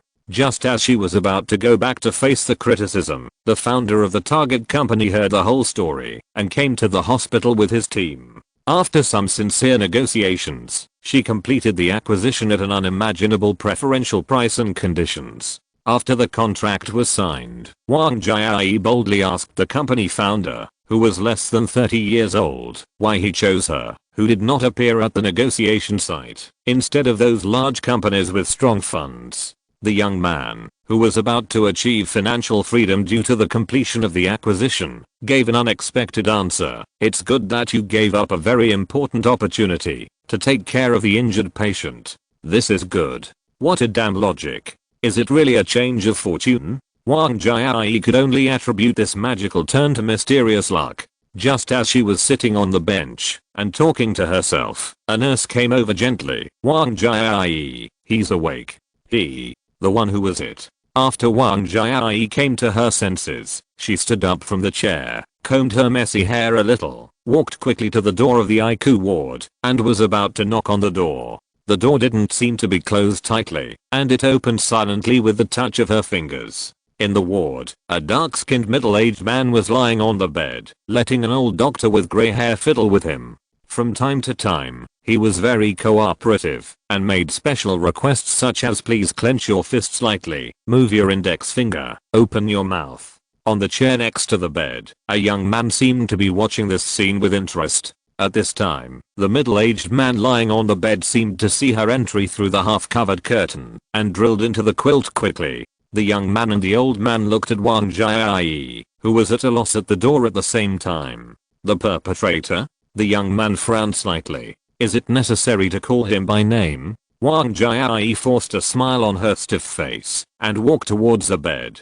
Well, my name is Wang Jiai. Do you remember? Wang Jiai. A man's embarrassed voice came from the quilt curled up in the bed. Can you turn around now? Shy? Wang Jiai wanted to laugh, so she had to turn her back. After a burst of giggling, the middle-aged man's voice came again. Hello, Miss Wang. My name is Zhao Sihei. Wang Jiai turned around and saw that the man on the bed was already dressed. Although it was just a loose hospital gown, one could still imagine the strong muscles hidden under the clothes through the raised wrinkles of the clothes. How could such a big guy be knocked down? Wang Jiai still couldn't believe what happened at the airport. At the airport exit, she couldn't wait to pick up her phone to contact her assistant. Before the call was connected, a dark middle-aged man fell down in front of her, and the culprit seemed to be the suitcase she had casually placed on the ground. I'm sorry, Mr. Zhao. It's my fault that you fell down. Although the whole process of the incident was very bizarre, Wang Jiai could not deny the facts. No, it's okay.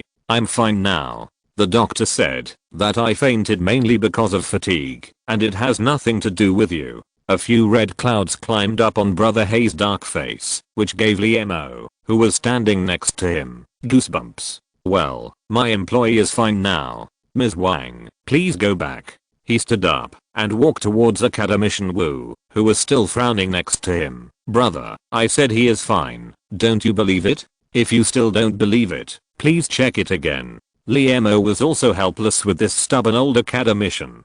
Chapter 389. Does all this matter? Since Academician Wu pushed open the door of the IQ in a hurry, he began to conduct a series of examinations on Brother Hay. It seemed that in his eyes, the lively Brother Hay was a monster who should not appear in this world. Impossible, impossible. After confirming again and again, Academician Wu still couldn't believe the scene in front of him. However, the various indicators on the instrument showed that this patient who should be unconscious now had more perfect data than normal people. This is impossible. Is it you?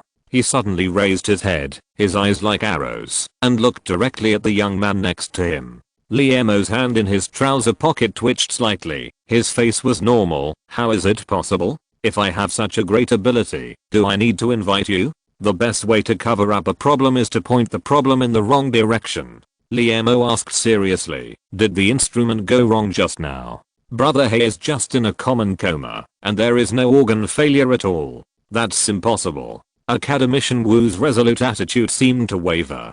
He frowned and began to check the medical record in his hand that he had read dozens of times. Ahem. At this time, Wang Jiai, who was left aside, was a little embarrassed. You haven't left yet?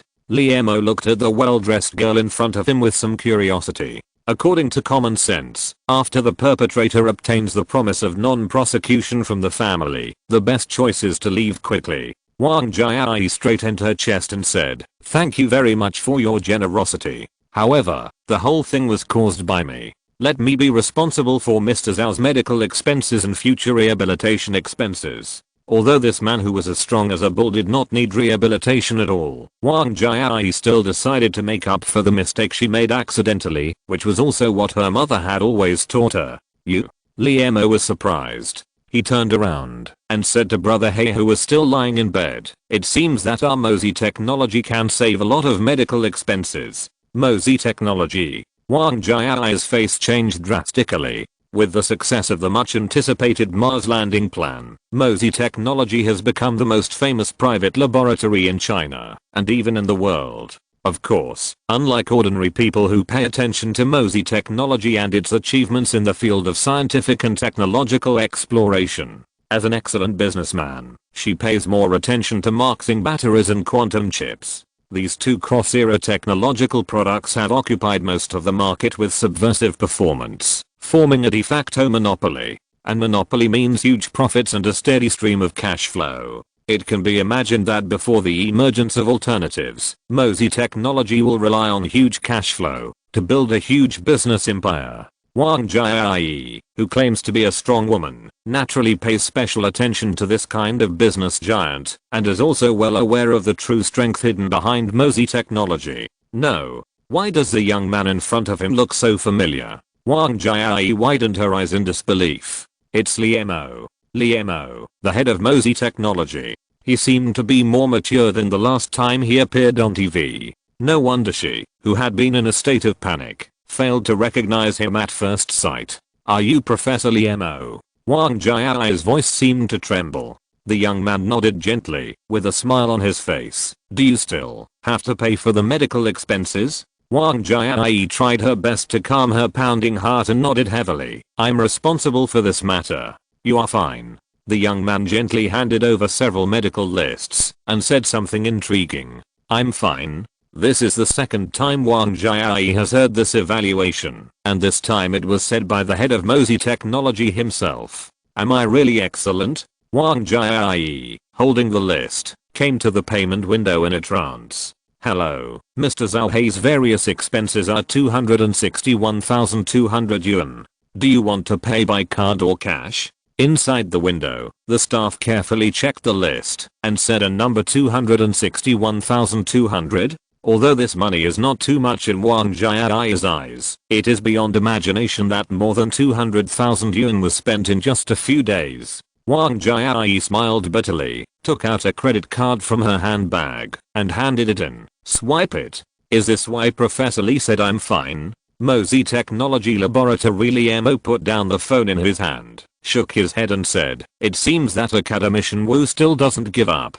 Just now on the phone, he repeatedly asked you to go to Hexi Hospital regularly for a physical examination." Across from him, Brother He was standing quietly, with a strong look of doubt on his face. He wanted to say something, but stopped himself. "I saw everything but ignored it." Liemo stood up, took out a bag of tea from the cabinet, and took 2 tea bowls. Carefully took out a handful of tea, and divided it evenly into the tea bowls. The hot water was agitated, the green tea spiraled up, and a unique fragrance came to my nose. "Please have some tea, High Mountain Cloud tea." Brother He held the bowl with both hands, and tasted it carefully. "Is there anything wrong with your body?" Liemo looked straight and asked suddenly. "No, no." Brother He hurriedly put down the tea bowl. Since waking up, he found that the once immature boy had become mature and steady, and the black eyeballs seemed to contain something unknown. Was it loneliness? Or indifference? Or even a strong sadness? At this moment, he felt that his 5 internal organs, as well as the most secret secrets in his heart, were exposed to the sun without reservation. "That's good." Liemo smiled. "Sometimes, as long as the result of a thing is perfect, it doesn't matter how it happened and how it was solved." "Brother He, don't you think so?" At this time, the black eyes seemed to be full of expectations. Brother He hurriedly nodded heavily. "Boss, I understand." Although he was in a state of fainting in the hospital, he was not completely unconscious after professional training. It can be said that he has been in a hazy state. The failure of the organs, the 48-hour time limit, the drop of strange liquid, everything. After he was fully awake, he recalled it again. But just as the boss said, is all this important? Not important. At this time, Brother Hay was completely determined to bury this secret in his heart forever. Tell me about your trip to Europe. Liemo looked at the tea leaves in the cup with interest. Oh, Brother Hay frowned. According to the Anatolian stamps on Wu Sanwo's letter and the details revealed on the phone, I selected 3 Anatolian regions as the basis for the suspected Club to train children. The first one is the Bosphorus. Wu Sanwo once mentioned that he played a ring tossing game with his classmates at school. In the game, they used a ring made of red feathers, which were the tail feathers of the flamingo, and the world's largest group of flamingos lives in the Bosphorus. There is some truth in being able to discover such details, which shows that the strong man in front of him is attentive. Liemo sipped the tea carefully. But after arriving in the Bosphorus, I found that it was impossible for this place to be the secret base of the Sagat Club. There are too many residents there. More than 200,000 Anna people gather in just a few hundred square kilometers. The firebirds that once covered the mountains have long lost their habitats. Large-scale breeding farms have emerged instead. Firebirds have become the main means for Bosphorus to earn foreign exchange. Such a dense population is indeed not suitable for hiding. Liemo nodded. Chapter 390 Hay's Journey. Brother Hay continued. After a short stay, I left the Bosphorus and came to the Levant. The reason I chose this place is that the letter U that appeared in Wu Sanwo's family letters always had a small tail compared to the standard writing method. This writing habit is widely circulated among the Navy. Levant is a small coastal town and has contributed 80% of the Navy soldiers to Anatolia, so there is reason to believe that this writing method may come from the Levant. Liemo nodded. Brother Hay's reason was quite sufficient. Sure enough, when I first arrived in this small town, I immediately found that the shop signs and street advertisements here were full of this U with a small tail, compared to the standard writing method. Full of confidence, I disguised myself as a tourist from the east. In a few months, I traveled to every corner of the Levant, but unfortunately I didn't find any suspected places that met the requirements. The memory made Brother Hay's face appear a little tired. With the visit to the last location completed, I started a new journey with disappointment. This time the location is a remote village called Hercules. The reason for choosing this place is because of a very absurd reason. Wu Sanwo mentioned a seemingly ordinary, but very strange thing in his second phone call to teacher Wu. That is, in the Club school, in addition to genius children from all over the world, there are sometimes some local children. Although these local children do not have smart brains, they seem to be stronger. And Hercules is the hero with infinite strength in ancient Greek mythology. Maybe. At this point, Brother Hay also felt that this reason was very absurd and hesitated a little. Liemo was not disappointed at all because of his seemingly absurd choice. After all, it was enough for Brother Hay to know what Hercules meant. Brother Hay tried his best to recall every detail. Accompanied by the clear whistle, the train slowly stopped in a small town 60 kilometers away from Hercules. When I stepped out of the station, the experienced taxi drivers in the square gathered around me. Their eyes flashed with the kind of light that a butcher would have when he found a fat lamb. But when I circled the location of the Hercules village on the map, this light immediately went out and was replaced by an indescribable fear that appeared on their bronze faces.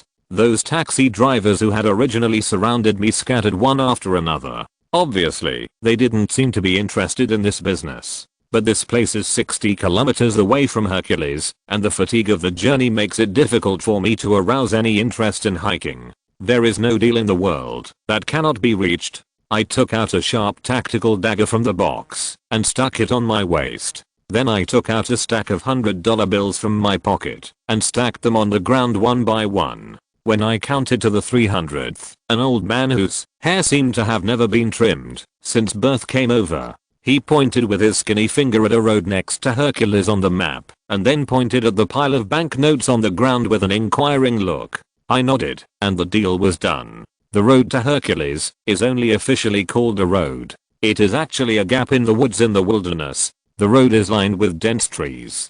When the taxi driver left impatiently with the 300 banknotes, I found the vague silhouettes of villages in the dense forest not far away. After half an hour's trek, the village became clear. The crowing of chickens and the sounds of children playing were heard in the breeze from the forest, and the village of Hercules was within reach. On the trees, that are big enough for 2 adults to hug, there are wooden houses. Looking around, they look like countless huge bird nests. Below the bird nests, several thick vines hang down. This is an aerial manor. On the ground, playful children were chasing a chick that had not yet grown its tail feathers. When they noticed me coming, they all let out a sharp cry. The poor chick took advantage of the hunter's negligence and scurried into the grass in the woods. As an intruder, I know the best way now is to stay where I am. Sure enough, in a bird's nest not far away, a pale face poked out from a window-like gap and then retracted.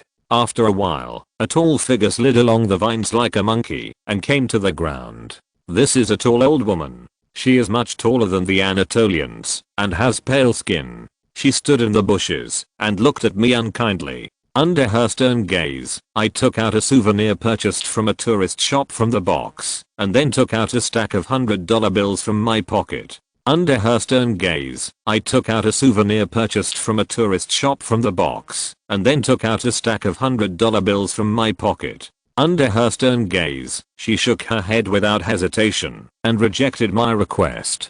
This is something I have never encountered in Anatolia. After all, the people here have great enthusiasm for these $100 bills. Every time I hold it in my hand, I can always solve all kinds of troubles encountered during the journey, so I call it the ability of money. Unfortunately, in this aerial manner, my ability of money seems to be ineffective. But at this time, I did not immediately use another ability, because I found that under the sunlight, a ray of light flickered faintly in several bird nests not far away. According to experience, I should be targeted by no less than 5 arrows at the same time. If those archers have the physique of the old woman, it will be difficult for me to escape the first round of attacks. So, I retreated to the edge of the village. The old woman stood there and stared at me, but did not make any move to continue to drive me away. Is there a sphere of influence here? I confirmed this idea in the next few days. As long as I don't step into the area covered by the branches of the giant tree where the bird's nest is located, the old woman will not appear.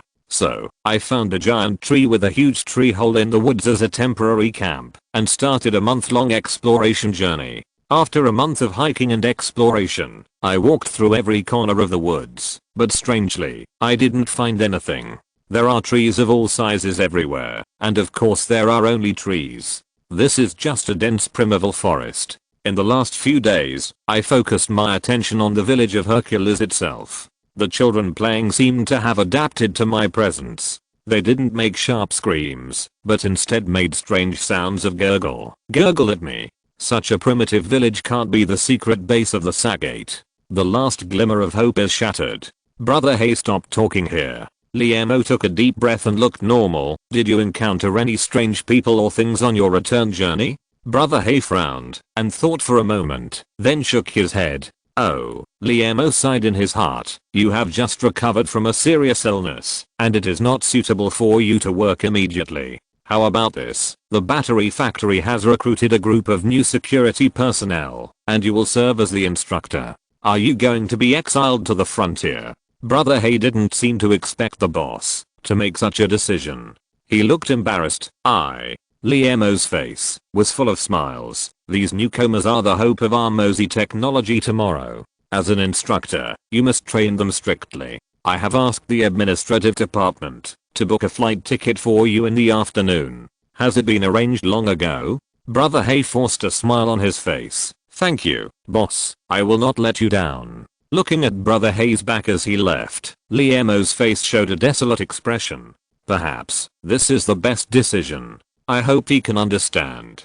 Chapter 391 Dufubi Auction House. The Mars base plan is a very large project. Although its technical difficulty is not as high as that of the spacecraft project, its complexity is far greater than that of the spacecraft project. According to the technology mastered by Mosey Technology, it is not difficult to build a Mars base. After all, the navigator is enough to ensure that 3 astronauts can live on Mars for 2 months. but how to build a sustainable large-scale base is very difficult. In Liamo's plan, the Mars base to be established is not only a scientific research base, but also carries the responsibility of the continuation of the human race. After the human home on Earth suffers a sudden destructive blow, the remaining humans in the Mars base will become the only hope for the continuation of the race and civilization. Due to the problem of genetic assimilation, in order to ensure genetic diversity, the number of people that the base can carry must reach the minimum number of people for the reproduction of the race. Under the premise of ensuring genetic diversity, the minimum number of mammal species that can reproduce without degeneration is 4,000. If it is lower than this number, the genetic diversity of the offspring will decrease after several generations, and the entire population will degenerate. Therefore, Liamo's ideal Mars base can at least support the survival and reproduction of 4,000 Earth humans. The number of 4,000 is not much on Earth, perhaps just the number of people in a primary school. But the surface of Mars is barren and lacks everything needed for life. In this case, the Mars base plan has become a seemingly unattainable project. It has been 2 months since the project was launched, and the project team composed of 150 elite Earth scientists has not even produced the most basic design plan. Liamo knew that this could not be blamed on their incompetence, because the project was too complicated. So every time he had a meeting, in addition to discussing solutions together, he encouraged the team members who were almost in despair. Today, Liamo did not have much time to encourage these scientists who looked very frustrated because he had an important meeting to attend, which was a top auction held by Du-Fu-Bi. In fact, Liamo had never attended any auction since he was a child. Artworks are the crystallization of the intellectual labor of artists and have unique beauty, but he will not spend tens or even millions of dollars for this beauty. After all, in his eyes, no matter how beautiful the artwork is, it is just the product of plant fiber pressing, clay firing, and copper ore refining, and it does not have the beauty of science at all. The reason why he made an exception this time is because he wants to make money, or make a lot of money. Since Liamo was crowned as a scientist, he has truly become a pure person with only 2 hobbies. The first is scientific research. The mysteries of the universe deeply attract him. The second is to make money. Most scientific research projects are money-burning machines. The Mosey Technology Laboratory now consumes the electricity bill of a house in Yanjing every day. Without sufficient material resources, no matter how excellent a scientist is, it is difficult to make money without rice. This Du-Fu-Bi auction is specifically for him to make money. And according to the advice of auction house experts, if Liamo appears at the venue in person, the auction items will be at least 30% premium. This also aroused a little interest in him, who is about to launch a huge spending plan. Du-Fu-Bi is the largest auction house in China, with a history of more than 100 years. In the art exchange circle, Du-Fu-Bi is synonymous with authentic works. This is very important, because there are rules in the industry. In the art trading industry, the seller will not guarantee the authenticity of the artwork. They even have a term for the collector who accidentally bought a fake, called eye punching. As the name suggests, it is the buyer who made a mistake and should punch his own eyes, which has nothing to do with the seller. Therefore, most savvy collectors have a pair of fiery eyes and golden pupils. However, with the development of science and technology, counterfeiting technology has been improved day by day. Even the high-tech means of identifying cultural relics, such as carbon-14, have corresponding means of cracking.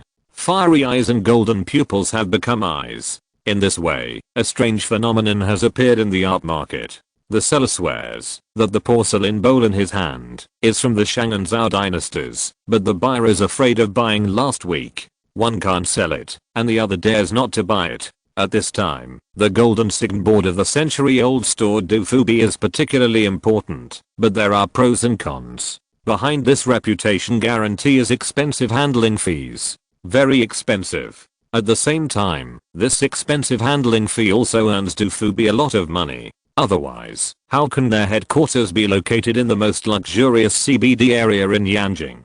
When Liamo stepped on the white marble floor, 2 slim female staff members had already walked over, with their thin waists slightly bowed. "Mr. Li, Du-Fu-Bi auction house welcomes you." Liamo took the handbag containing the auction items from Zhaodong. This young man named Zhao Dong is the new assistant and bodyguard he personally selected, and also a soldier who retired from the black uniform.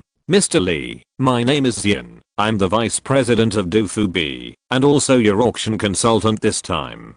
Lee Mo was about to thank him, and a middle-aged man with meticulous hair and navy blue suit appeared at the door. Sure enough, he believed that the vice president must have been waiting for a long time. Mr. Z, thank you.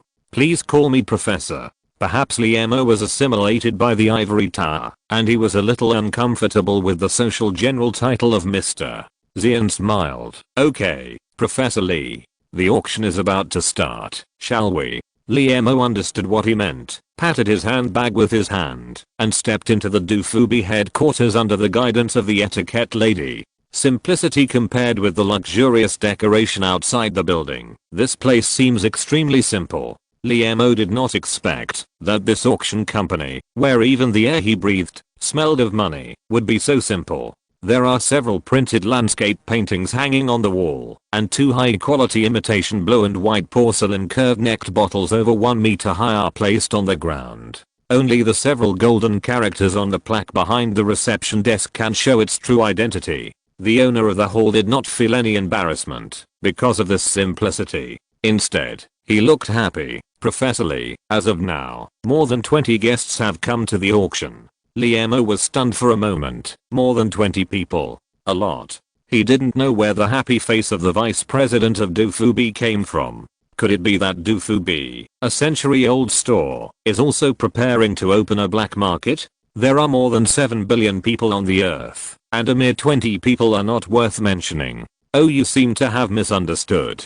Xian has been ups and downs in the auction industry for more than 30 years. Since he took over his father's mantle and entered this industry, his father, who had worked hard for most of his life, comforted him and taught him his life's work, which is a sentence. Auction houses auction people's hearts. If you understand people's hearts, you can gain a foothold in this industry. For 30 years, Xian has kept this motto in mind. In order to better guess the inner thoughts of the guests, he even obtained a master's degree in psychology. Of course, God always favors talented and hard-working people. Xian was able to ascend to the high position of vice president at the age of less than 50, and this motto contributed greatly. Naturally, he also keenly noticed the dissatisfaction in the professor's tone. If you're listening to this novel on a channel other than Fanfic World, it means they downloaded and uploaded it without effort. We cordially invite you to visit our channel, Mundo Fanfic Novelos. There you'll find the original version of this story and you can explore many other novels of various genres. We're waiting for you to immerse yourself in a world of incredible novels. Chapter 392 Chicken Eating Rice. Xian's face was not at all uneasy, and he was still full of warm smiles. Professor Lee, this is it. Because the auction items this time are unprecedented and priceless, in order to avoid unnecessary disturbances, we all set up a small threshold at Fubi auction house. Threshold? Lee Mo understood what he meant. Just like some private clubs would restrict the entry of invalid people by issuing membership cards, but it was rare for an auction to set a threshold. He asked in confusion, is it paying a deposit? The auction itself is a commercial behavior. This kind of threshold can only be related to money. There will definitely not be any restrictions on age, height, weight, etc. That's right. Xian nodded. Every guest who receives an invitation letter must remit $200 million in cash to the auction house's proprietary account as a deposit. So much. Lee Mo keenly noticed that Xian used the word cash. With the continuous development of society, many billionaires have emerged in the world. But the so-called wealth of these bigwigs, including holding stocks, real industries, investment income expectations and other uncertain assets, cannot be equated with cash. There are even some seemingly rich people who have become negative after counting their assets. Even in the kidnapping case of the son of a tycoon that shocked the world last century, the kidnappers only asked for a ransom of less than $150 million in the face of the richest man in Hong Kong with a net worth of $30 billion. It can be said that there are not many people in the world who can easily use $200 million as a deposit, but there are more than 20 such tycoons sitting in the auction hall at this time, which shows the strength of Dufu auction house. How many invitations did you send out? He asked casually with curiosity. 30. With many years of professional experience, we have screened out 30 potential customers, Xian said, pushing open a door beside the corridor and making a gesture to invite him in. This should be the auction venue. There are no magnificent lights, no slim etiquette ladies, and even no large screens necessary for displaying artworks. If it weren't for several familiar faces in the audience, Liemo would even think it was just an ordinary classroom. No one can imagine that such a classroom is full of tycoons with a net worth of tens of billions. These big guys with their own aura can also be at ease in this simple environment, which is in line with the old saying, when a person is strong enough, he does not need to rely on external objects to show his identity. On the display stand, there is a square table made of golden wood, which is also one of the few furniture in the venue. Before Liemo stepped onto the booth, a unique fragrance came to his face. This fragrance is not vulgar or greasy, graceful and fresh, which invisibly shows the vulgarity of the wooden table, which is also the heritage of a century-old store. There was no applause, no cheers, and the big guys in the venue just looked at him with a hint of doubt. Just as Liemo was hesitating whether to go on stage to introduce himself, the consultant beside him strode onto the booth and picked up the microphone that had been placed there long ago. Welcome everyone to take the time out of your busy schedule to participate in the special auction held by our Forbes auction house. Actually, I'm as curious as everyone else. What kind of auction items will Professor Liemo, the first person on Earth to land on Mars, bring out? Is it the patent of Marxing battery? At this time, Musk, the founder of Stellar, who had been replying to messages on his mobile phone in the audience, suddenly raised his head, and a gleam of light flashed in his sharp eyes.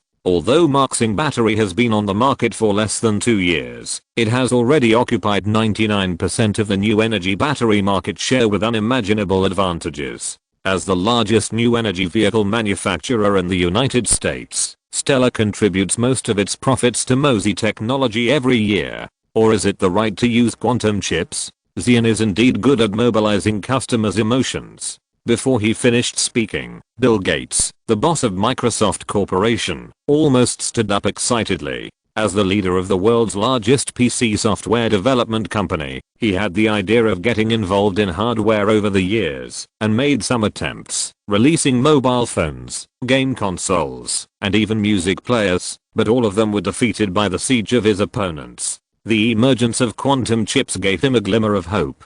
This new structure of CPU means the arrival of a new era. If he can get the ownership of quantum chips, or even just limited use rights, he is confident that he can create a computer that is popular all over the world with his huge software empire. A wise man, sometimes, just needs to be one step ahead. Or is it the navigator? Xian's face showed an extremely exaggerated expression. Knowing that this was just a warm-up ridicule, several Middle Eastern people wearing white turbans in the back row had already grabbed the diamond-studded mobile phones in their hands. One even opened his bank account to check the balance. Everything has a limit. Now let Professor Liemo personally reveal the answer to this mystery for everyone. Seeing the excited expressions of the customers in the audience, Xian knew that continuing to exaggerate would only backfire. Pitfall. Big pitfall. MOSI batteries and quantum chips are the cash cows of MOSI technology, and they will never be sold. As for the navigator, it is even more impossible to sell it in the absence of materials for making engines. This is a big pit that Doofusby has dug for himself. Liemo complained in his heart, but his face was full of joy. The adult world is too complicated. Hello, everyone. No more polite words. I believe everyone is very busy, and of course I'm busy too. His sincere words caused laughter. The total wealth of all the people in this room is more than the GDP of a medium-sized country. How can they not be busy? Under the gaze of more than 20 top bosses, Liemo opened a suitcase, pulled out a page of paper from it, held it in his hand, and waved it to the audience. This is the auction item this time.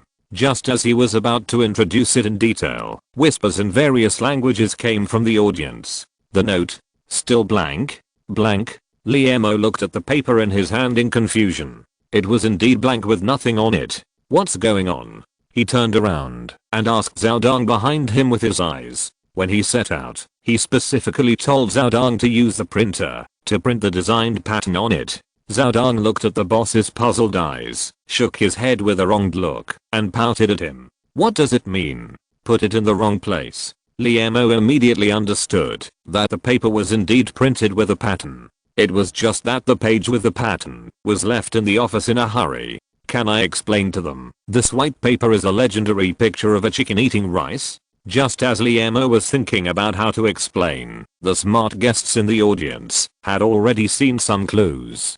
Professor Li didn't bring the auction items. Chapter 393 Opportunity. In fact, when they received the call from Dufubi Auction House, they were all skeptical. Because on the phone, the vice president of Dufubi refused to reveal any information about the auction item. He just kept emphasizing on the phone that this was definitely a unique auction item. Out of curiosity about Li Mo, the legendary scientist, these busy bosses turned down their busy work and came to China to participate in this auction. Now the legendary scientist on the booth seemed to be telling them with body language that he forgot to bring the auction item. Is this a joke?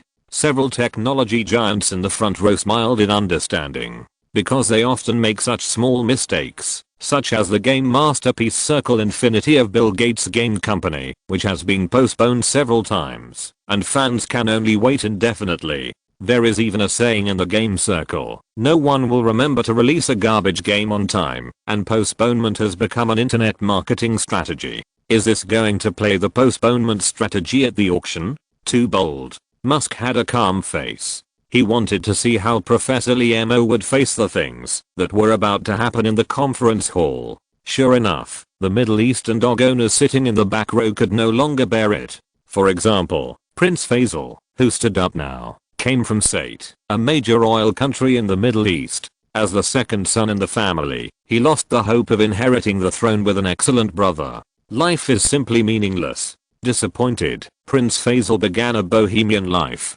He bought 20 Lamborghinis worth more than 10 million, one for each color. He bought 2 luxury yachts worth 100 million, one for sailing in the sea, and one for parking at the dock as a toilet. As for clothes, LV customized clothes weigh dozens of kilograms, changed in the morning, and changed in the afternoon, and threw them away when they were dirty. In short, buy whatever luxury you want, and spend as much money as you want. After emptiness comes loneliness. No matter how wonderful your life is, there will always be a day when you get tired of it. Prince Faisal looked back suddenly and found that his life seemed to be spent in mediocrity. 100 years later, when others mentioned him, they would only call him the son of a dog owner. He could not accept this kind of evaluation. But how can he leave his real name in history? Prince Faisal brought a box containing $1 million to the residence of a famous historian. After a day of discussion, Prince Faisal left the box and brought back the answer. The answer is, humans always like to record the best in various industries in history books to inspire future generations, such as scientists, artists, writers, and even businessmen. For example, Van Gogh cut off his ear, and Bruno was engulfed by fire and smoke in the Piazza della Signoria in Rome. Prince Faisal thought he had no artistic cells, and lacked persistence in the truth. Singer? His singing could scare away wild wolves in the desert. Dancer? Impossible. It is impossible to dance in this life. Scientist? Even more impossible. Although he graduated from Ivy League, he also knew how many barrels of oil his family spent on that diploma. At this time, a senior who also lived in emptiness brought a suggestion: become a collector. This profession does not require profound wisdom, sweet singing voice, and flexible limbs. All you need is a lot of money. Prince Faisal, who owns several oil fields, has money the most. A beacon. Prince Faisal began his collecting career as a collector with a clear goal. He has a very different collection rule. Most art collectors have their own hobbies, such as collecting calligraphy and paintings, and collecting antiques. But Prince Faisal is not like that. The only requirement for him to choose a collection is odd. He doesn't care whether it is an antique, calligraphy or painting, or even whether it is a work of art. For example, he once spent $2 million to collect the longest hair in the world. Even if a hair is longer, can it be worth $2 million? Is Prince Faisal's brain missing a nerve? On the contrary, as a top student of an Ivy League school, he understands that, if he wants to engrave his name in history books, he must have something that others don't have. Antiques, calligraphy, and paintings are too popular. The paintings of the famous Impressionist painter Vincent William van Gogh were sold at sky-high prices in the art market. But how many people remember the collector's name? The main reason is that Van Gogh created as many as 1,700 works in his lifetime, which means that there are at least hundreds of collectors around the world who own Van Gogh's paintings. Is it possible to engrave so many names in history books? So when the vice president of Dufoubi auction house told him in an inflammatory language on the phone that the great scientist Liemo was about to auction an item, the name of the item was unknown, and a deposit of $200 million was required in advance, Prince Faisal keenly realized that perhaps the time had come for him to enter the history books. He rejected the invitation of a sexy star in the United States, took his beloved camel, and flew directly to China on a private plane. The greater the hope, the greater the disappointment. After seeing the white paper in Liemo's hand, something called bad temper prompted him to shout loudly, "Too much.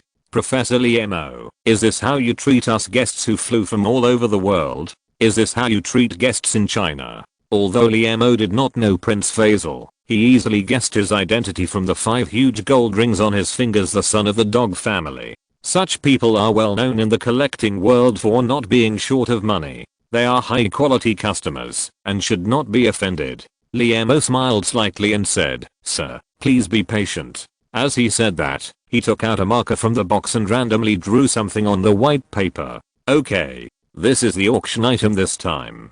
He held up the work he had just created in his hand. On the white paper, there was a not so round sphere, and on the sphere, lay a stickman made up of lines. "What is this? Do you think you are the abstract art master Sam Twombly? You can sell some curved and messy lines on white paper." Prince Faisal felt that this great scientist was insulting his few IQ points. Unlike Prince Faisal's manic expression, Musk, who had been sitting quietly in the front row, frowned. Among the more than 20 people in the room, only he could be considered a real scientist. As a scientist, he knew that old-fashioned scientists never joked and would not cover up their mistakes. Even if Professor Liemo forgot to bring the auction item, he could admit it openly. With his fame and status, the people at the venue would definitely not embarrass him. Why did he paint such a clumsy painting? A little man lying on the sphere? No. Musk's pupils shrank slightly, and a startled thought came to his mind. Impossible. Has Mosey technology become so powerful? At this time, Liemo at the booth did not feel angry at all because of Prince Faisal's rebuke. On the contrary, he now has some appreciation for this straightforward dog owner. At least he dares to call his paintings messy lines, and such people are too rare in the collection world. The art circle is not big, and this small ecosystem is full of blind flattery. Of course, the auction item this time is not this worthless painting. Liemo tore the white paper in his hand to pieces, but an opportunity. Opportunities can also be sold. Everyone in the audience was stunned. Chapter 394 Buried on Mars. What is the most expensive thing in the world? Gold? Diamonds? Or francium, which is worth $1 billion per gram? None of them. The most expensive thing in the world is opportunity. With opportunity, there are thousands of possible results. People who regret wasting their time have an opportunity, and maybe they can go back to the age of 18. People who have lost their loved ones have an opportunity to win back their partners. Soldiers have an opportunity to grow into generals who command thousands of troops. Now Liemo is selling such an opportunity. He waved his hands and said in a high-spirited tone, "An opportunity to become the world's #1. Prince Faisal's eyes lit up. Musk looked at Hen. Our Mosey Technology Laboratory has planned to build a permanent human base on Mars. The scale of the base will be large enough to accommodate 4,000 people. So in addition to the necessary scientific researchers, we will also invite a group of social people to move in." Seeing the excitement of the people in the audience, Liemo felt that it was time to solve the mystery. Today's auction is the first quota for settlement. The person who has this quota will become the first Earthling living on Mars. After thinking for a while, he added, "Of course, this auction is only for quotas. Martian residents must also pay a certain amount of living expenses every day. After all, it is not easy to maintain the life of Earthlings on Mars. Before he finished speaking, the Middle Eastern dog owner who had been repeatedly finding faults just now raised his hand. Very good, you know how to be polite. Liemo was very satisfied with the dog owner's performance and nodded gently. Dear Professor Liemo, I'm Prince Faisal from Shafat. Prince Faisal tried his best to show humility on his face that he had never had before. Do Earthlings who become residents of Mars have free vacations? The title of the first Martian resident is enough for him to leave his name in human history. It is really too attractive. However, Prince Faisal did not think he could give up his current wanton life on Earth. Liemo smiled slightly. He certainly understood the dog owner's mind. Of course, in fact, as long as you pay enough bed fees, it doesn't matter whether you stay on Mars or return to Earth. Don't you think so? Just what I want. Prince Faisal nodded hurriedly. Then let's start this auction. Liemo decided to abandon the professional auctioneer Xian, who was looking resentful behind him, and personally host this auction. Before the auction, there is another point that everyone should pay attention to. That is, this quota is just an opportunity. This opportunity is based on the construction of the Mars base. Isn't this crowdfunding? Several business-minded bigwigs in the audience understood it instantly. It's just that crowdfunding is to select a group of sheep and fleece them. This auction is to catch a fat sheep and fleece it hard. But this does not affect their enthusiasm for holding up the placard. After all, living on Mars is something that even these well-informed bigwigs have never experienced. Moreover, the reputation of Mosey Technology is enough to guarantee the success of this crowdfunding. After all, with the navigator that can travel through space at will, the establishment of Mars base is not just a fantasy. Liemo imitated the auctioneer on TV and shouted loudly, $50 million once. In the warm atmosphere, the 20 million bid was directly raised to 50 million by a shipbuilding tycoon from Europe. $50 million for the first time. Wait, the young man behind, who looks very knowledgeable, bid $60 million. The Japanese holding the sign bowed to apologize to everyone, with a face full of determination. $60 million for the first time. $60 million for the second time. The elder in the blue robe bid $70 million. Liemo shouted happily, getting closer and closer to his psychological expectations. $70 million for the first time. The elegant lady in the second row bids $80 million. $80 million for the first time. This handsome young man, who is obviously from a big family, bids $100 million. $100 million. Liemo is already satisfied. After all, this is just one spot. $100 million for the first time. $100 million for the second time. $100 million. Just as he was about to announce the ownership of the spot, he saw the dog tycoon in the back row slowly raised a sign with the number 3 on it. 3. Of course it can't be $3. Could it be $300 million? Liemo's heart was beating wildly, and he cast a questioning look at the dog tycoon. I bid $300 million. Prince Faisal stood up and looked around. $300 million? Oh my god. Whispers were everywhere. For them with a net worth of tens of billions, $300 million didn't seem to be much, but this was just one spot. $300 million for the first time. $300 million for the second time. $300 million for the third time. Liemo slammed the auction hammer in his hand on the table. The final word: congratulations to Prince Faisal from Shafat, who is about to become the first inhabitant of Mars. Musk looked regretful. Prince Faisal's slightly clenched fist was then gently loosened. He won this spot at a price of $300 million, which was a big profit. As a long-time auctioneer, he knew that only by quoting a high price could he psychologically deter potential opponents. This is a kind of auction game theory which he had studied in depth. Of course, the regretful face of the rocket madman in the front row was enough to prove the correctness of his strategy. Now is the time to enjoy the fruits of victory. After each auction, Prince Faisal has the habit of personally taking over the collection from the seller. In his opinion, this is a respect for the huge amount of money spent. Prince Faisal enjoyed this feeling very much. He slowly walked to the booth with a look of expectation. Liemo, who had received $300 million, was about to put away the suitcase on the wooden table and suddenly found Prince Faisal close at hand. What is this? Liemo realized that he did not have any proof documents to hand over to this dog tycoon. What should I do? He patted his head. Got it. He took out a piece of white paper from his suitcase and quickly wrote on it the 7 characters, the first resident of Mars. Then he handed the white paper solemnly to Prince Faisal, who looked confused. Is this okay? Anyway, the quota has been auctioned off, so you can take it or not. Is this okay? Prince Faisal looked at the white paper handed over and was speechless. At least a formal document with an official seal should be stamped. However, the great scientist in front of him did not have this awareness at all, so Prince Faisal had to shake his head helplessly. Professor Lee. Liemo was about to leave the auction room when the man who had been sitting in the front row suddenly stood up.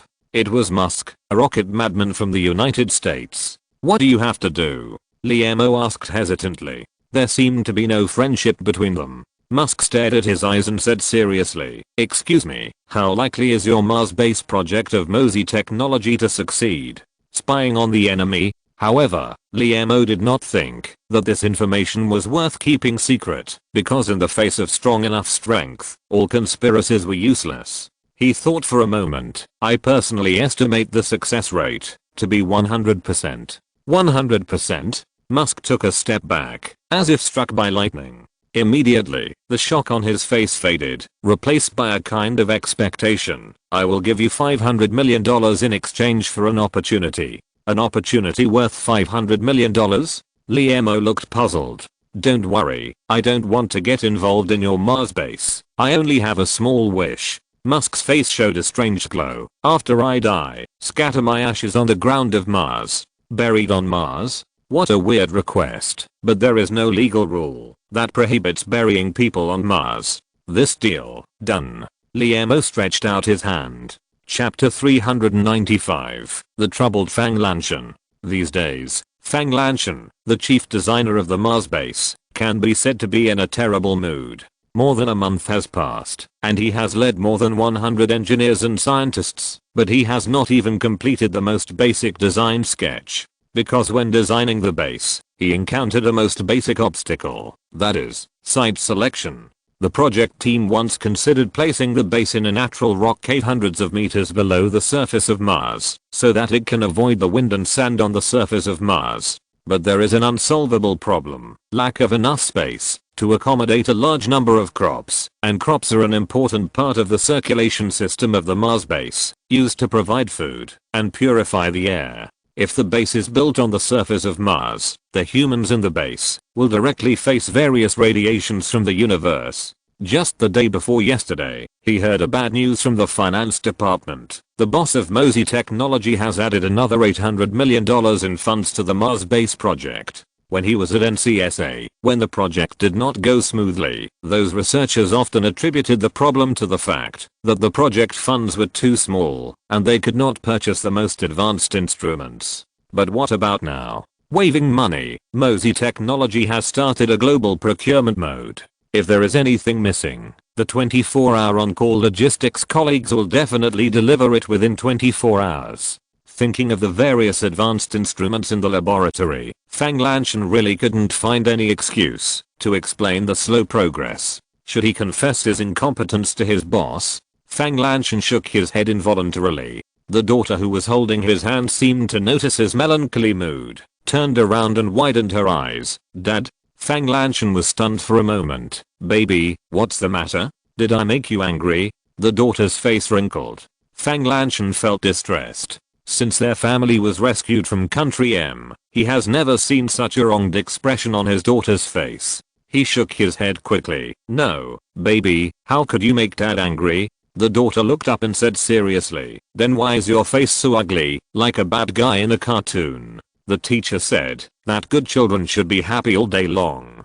Don't you want to be a good child? Fang Lanshan felt warm in his heart. Yes, a good child should be happy. A smile reappeared on his face. Dad knows. Let's keep going. We are going to be late. I didn't expect that this former little bully would be so distressed now. It seems that the teachers of Mosey Technology School are very attentive. This is a beautiful day. When he stepped into the office, he was still thinking about his daughter's words, and a happy smile appeared on his face involuntarily. Boss Fang, you are in a good mood. Assistant Xiao took his handbag and said mysteriously, you don't know yet, the boss is going to hold an enlarged meeting again. The senior executives of Mosey Technology all knew that Liemo had a unique hobby. Whenever there was a major project or a major decision, he always liked to gather all the executives of the laboratory. Maybe he will criticize us for being too slow in the meeting. Looking at the smile on Fang Lanshan's face, Xiao hesitated.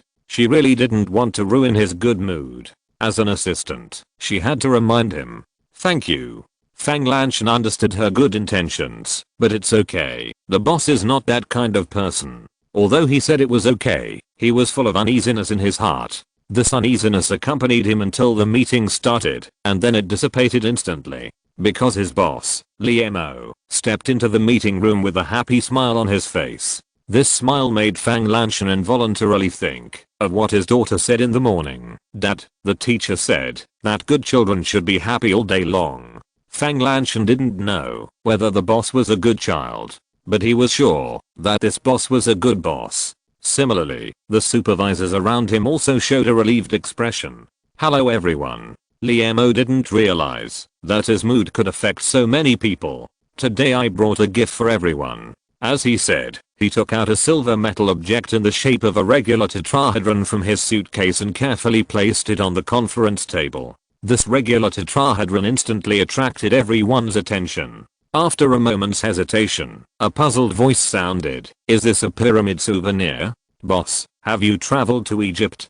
Before Liemo could answer, someone retorted. Nonsense, the pyramid is golden. This is silver. How can it be a pyramid? In my opinion, it should be called the Silver Pagoda. For a time, there were many different opinions. Seeing that the topic was successfully diverted, Liemo didn't know whether to laugh or cry. Ahem. As Professor Zeng said, this is indeed a pyramid. The professor who proposed the pyramid statement tightened the blue tie tied on his chest.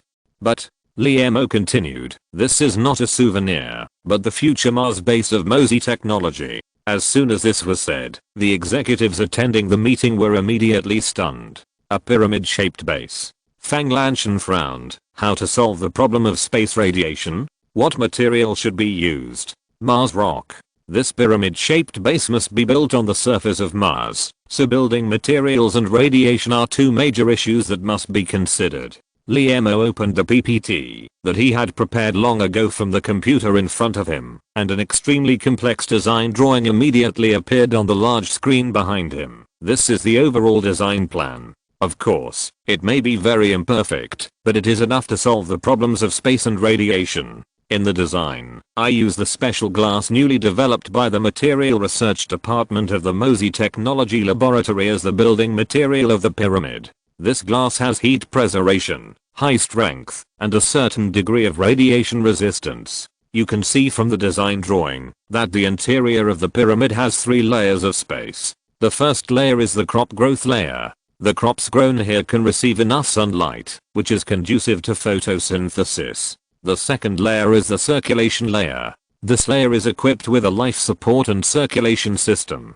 Various human wastes are purified here multiple times and can be used again. The third layer is the life layer. Humans and other animals will live in this layer. At the same time, an artificial gravitational field is installed at the bottom of this layer. This gravitational field is the latest experimental result of the Space Research Department of Mosey Technology. Of course, this is just a preliminary design draft. The specific technical details still need to be improved by everyone present. The complex drawings became vivid after Liemo's methodical explanation. Fang Lanshan's originally puzzled eyes were now full of surprise. The pyramids built of rocks in Egypt can stand in the soft desert for more than 4,000 years, which shows their stability. What surprised him even more was that Liemo designed a 3-layer independent space structure inside the pyramid. The crops in the outermost layer have a good lighting environment, and the life layer in the innermost layer has a great reduction in cosmic radiation due to the barrier of the outer and middle layers.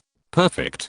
Perfect plan. Fang Lanshan couldn't help but stand up and applaud. Looking at the boss who always had a smile on his face, he sometimes did wonder how such a fantastic idea came about. Is this the strength of a great scientist? Chapter 396 Fuhu Glass. Fuhu Engineering Glass Factory in China. Since the construction of the largest glass factory in China, Fuhu chairman Ko Wang, who has rarely appeared in public, stood at the factory gate with a group of executives early in the morning. He looked unusually nervous and kept looking at the watch on his wrist. This rare spectacle also attracted the workers to stop and watch. Liu, where is Professor Li? Ko Wang tiptoed and looked at the road in the distance. This childish behavior also made the executives standing behind him look strange. They didn't expect that this business tycoon who dared to sue the Ministry of Commerce of the United States would be nervous sometimes. Old Liu is a middle-aged man with a standard Mediterranean hairstyle. He tried hard to suppress his smile. Chairman, Professor Li's itinerary is absolutely confidential. You just attended an international exhibition and you are very tired. Why don't you go to the office and rest for a while? He looked at the obvious dark circles under the chairman's eyes. I'll wait here. As soon as the vehicle from Mosey Technology arrives, I'll call you immediately. I think this is not a kind of neglect.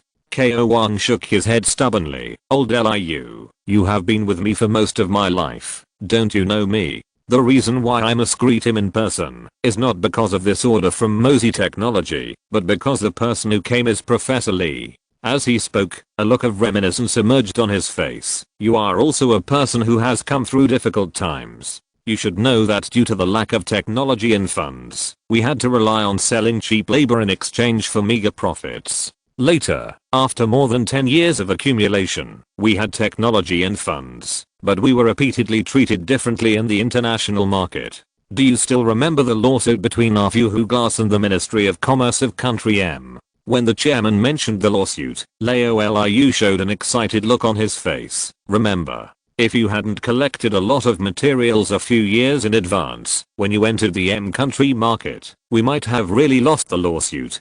Ko Wang smiled slightly. That's because I know that those foreigners can't compete with Fuhu Glass, so they will definitely play tricks behind the scenes and accuse us of dumping. This is also their usual method in the face of fair competition. I don't know if you have noticed that there are fewer such incidents in the past 2 years, or even none. Liu thought about it carefully and found that, as the chairman said, there were several domestic companies sanctioned by M country every year, but this year there was no incident. Why is that? He looked puzzled. Ko Wang laughed. Because China has Professor Li Mo. Because of Mosey Technology's marxing batteries and quantum chips. Foreigners are most afraid of the supply of marxing batteries and quantum chips. Even if the prices of these two products are much higher than in China, they are still flocking to them. If the sanctions like before happen again, what do you think Professor Mo will do? Liu immediately understood what the chairman meant and why the chairman stood here to greet him in person. At this time, a drizzle suddenly fell from the sky. It's raining. How about taking shelter from the rain first? Liu asked worriedly. Ko Wang shook his head. Liu could only ask the people around him to bring an umbrella and hold it up for him personally. In Fuhu, the chairman is the biggest sky. Boss, it seems to be raining. A young man turned back from the co-pilot seat. Sitting in the back seat was Professor Mo, whom Ko Wang was waiting for. He lowered the window, and the wind mixed with light rain drifted into the car, which was a different feeling. Zhaodong, how far is it from Fuhu? Probably less than 5 miles. Zhaodong saw the open window and hesitated to speak. Mo smiled and raised the window again. This new assistant is smart and doesn't talk much, and he is very satisfied. But the only shortcoming is that he is too vigilant, as if there may be danger around him at any time. He didn't think about it. The car they were riding in had a bodyguard car in front and behind, and there were not many organizations that dared to launch an attack in broad daylight in China. There were few cars and wide roads near the factory, and the distance of 5 kilometers was reached in a blink of an eye. Chairman, it should be Professor Mo. The sharp-eyed Liu found that there were 3 identical black red flag cars slowly approaching on the road. The red flag car stopped directly in front of everyone. Ko Wang rubbed his face with both hands, cheered up, and walked towards the car in the middle. "Professor Lee, welcome." The rear window slowly lowered, and Liemo smiled. "Chairman KO, conditions do not allow, but I still trouble you to get in the car and talk." As he said, he glanced at Zhao Dong, who was sitting in the co-pilot.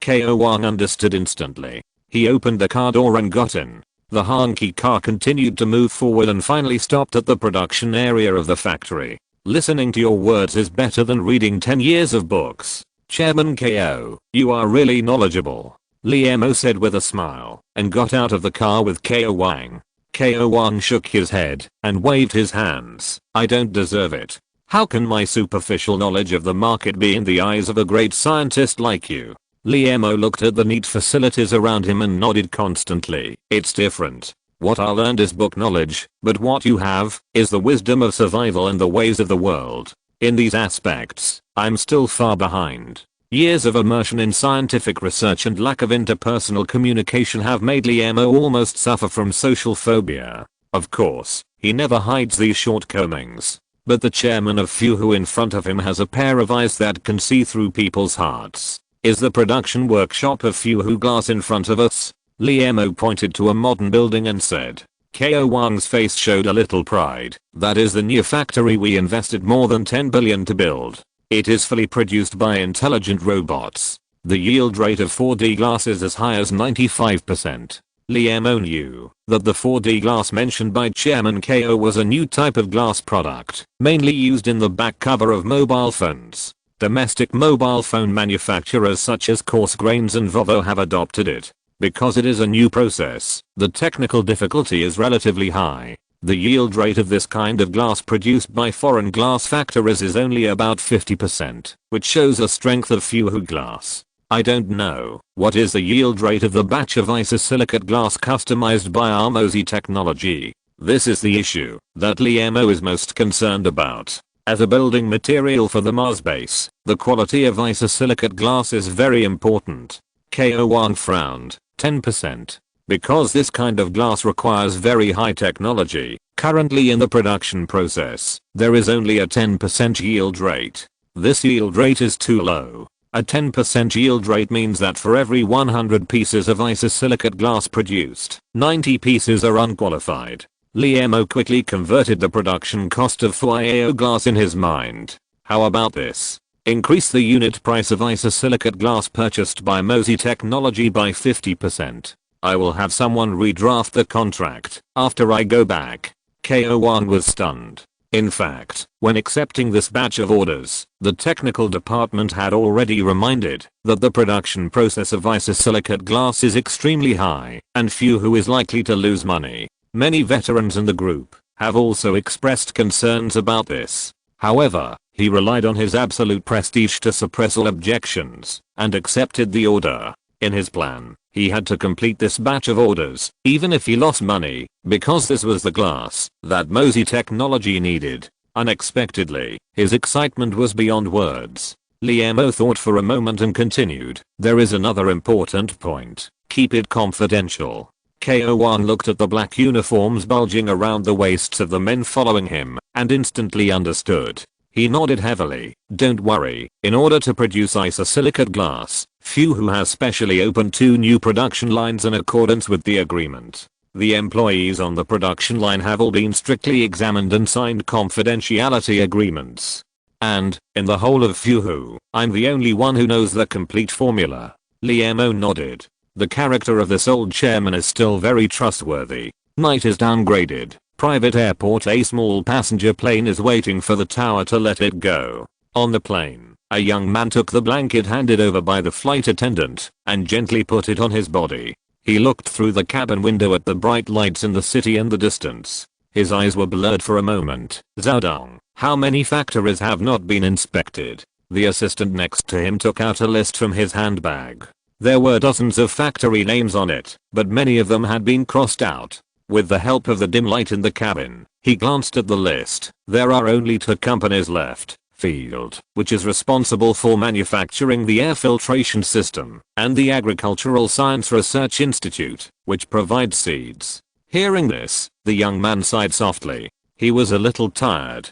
However, these equipments were related to the safety of 4,000 Martian residents, so he had to be cautious. Chapter 397 Liu Jiangshan. China's northwest Gobi Desert Launch Center. Under the setting sun, a convoy of more than 30 heavy trucks slowly drove into the launch center. As the last truck entered, the heavy iron door slammed shut. After the sharp alarm, a loud voice spread throughout the launch center. Please note that we are now in a level 1 alert state. Please note that we are now in a level 1 alert state. In the corner of the launch center, there is a 2-story building. In a room on the second floor of the building, a man in his 30s took a deep breath, clenched his fists, and said to himself, "It's about to start. Liu Jiangshan, are you ready?" He took out a photo from his arms, and on the back of the photo was written in beautiful words, "My father, my hero." On the front of the photo was a family portrait of a family of 3. Lena, I didn't expect your father to be a space hero. His gaze at the photo was so gentle. Yes, life is so full of fantasy. 5 months ago Liu Jiangshan stood on the high voltage line, leaning against the crossarm of the pole, with several drops of sweat rolling down his forehead.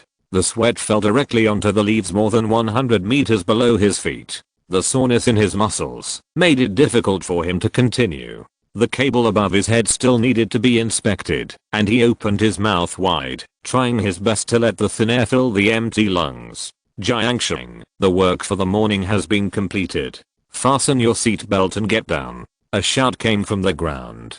Liu Jiangshan waved his hand down to indicate that he could still hold on. He took a deep breath, put his foot on the branch of the pole, and deftly used the power of his heel to step onto the last cable in one step. According to this maintenance task, at least 1,500 meters of the line needed to be inspected, which meant that he needed to walk 1,500 meters on the cable. With his right foot on the cable, Liu Jiangshan tried his best to keep his eyes forward, sensing the balance between left and right while swaying, walking on the line like a little duck. A breeze blew, and the cable swayed left and right. Liu Jiangshan quickly lay down, his whole body pressed against the cables. After the breeze, he sighed, climbed up again, and continued to walk like a duck. This maintenance activity lasted until noon. When Liu Jiangshan returned to the ground, he was soaked and gasping for breath. "You kid, why are you so disobedient?" A middle-aged man with grey hair threw a bottle of water, his face showing an angry and distressed expression.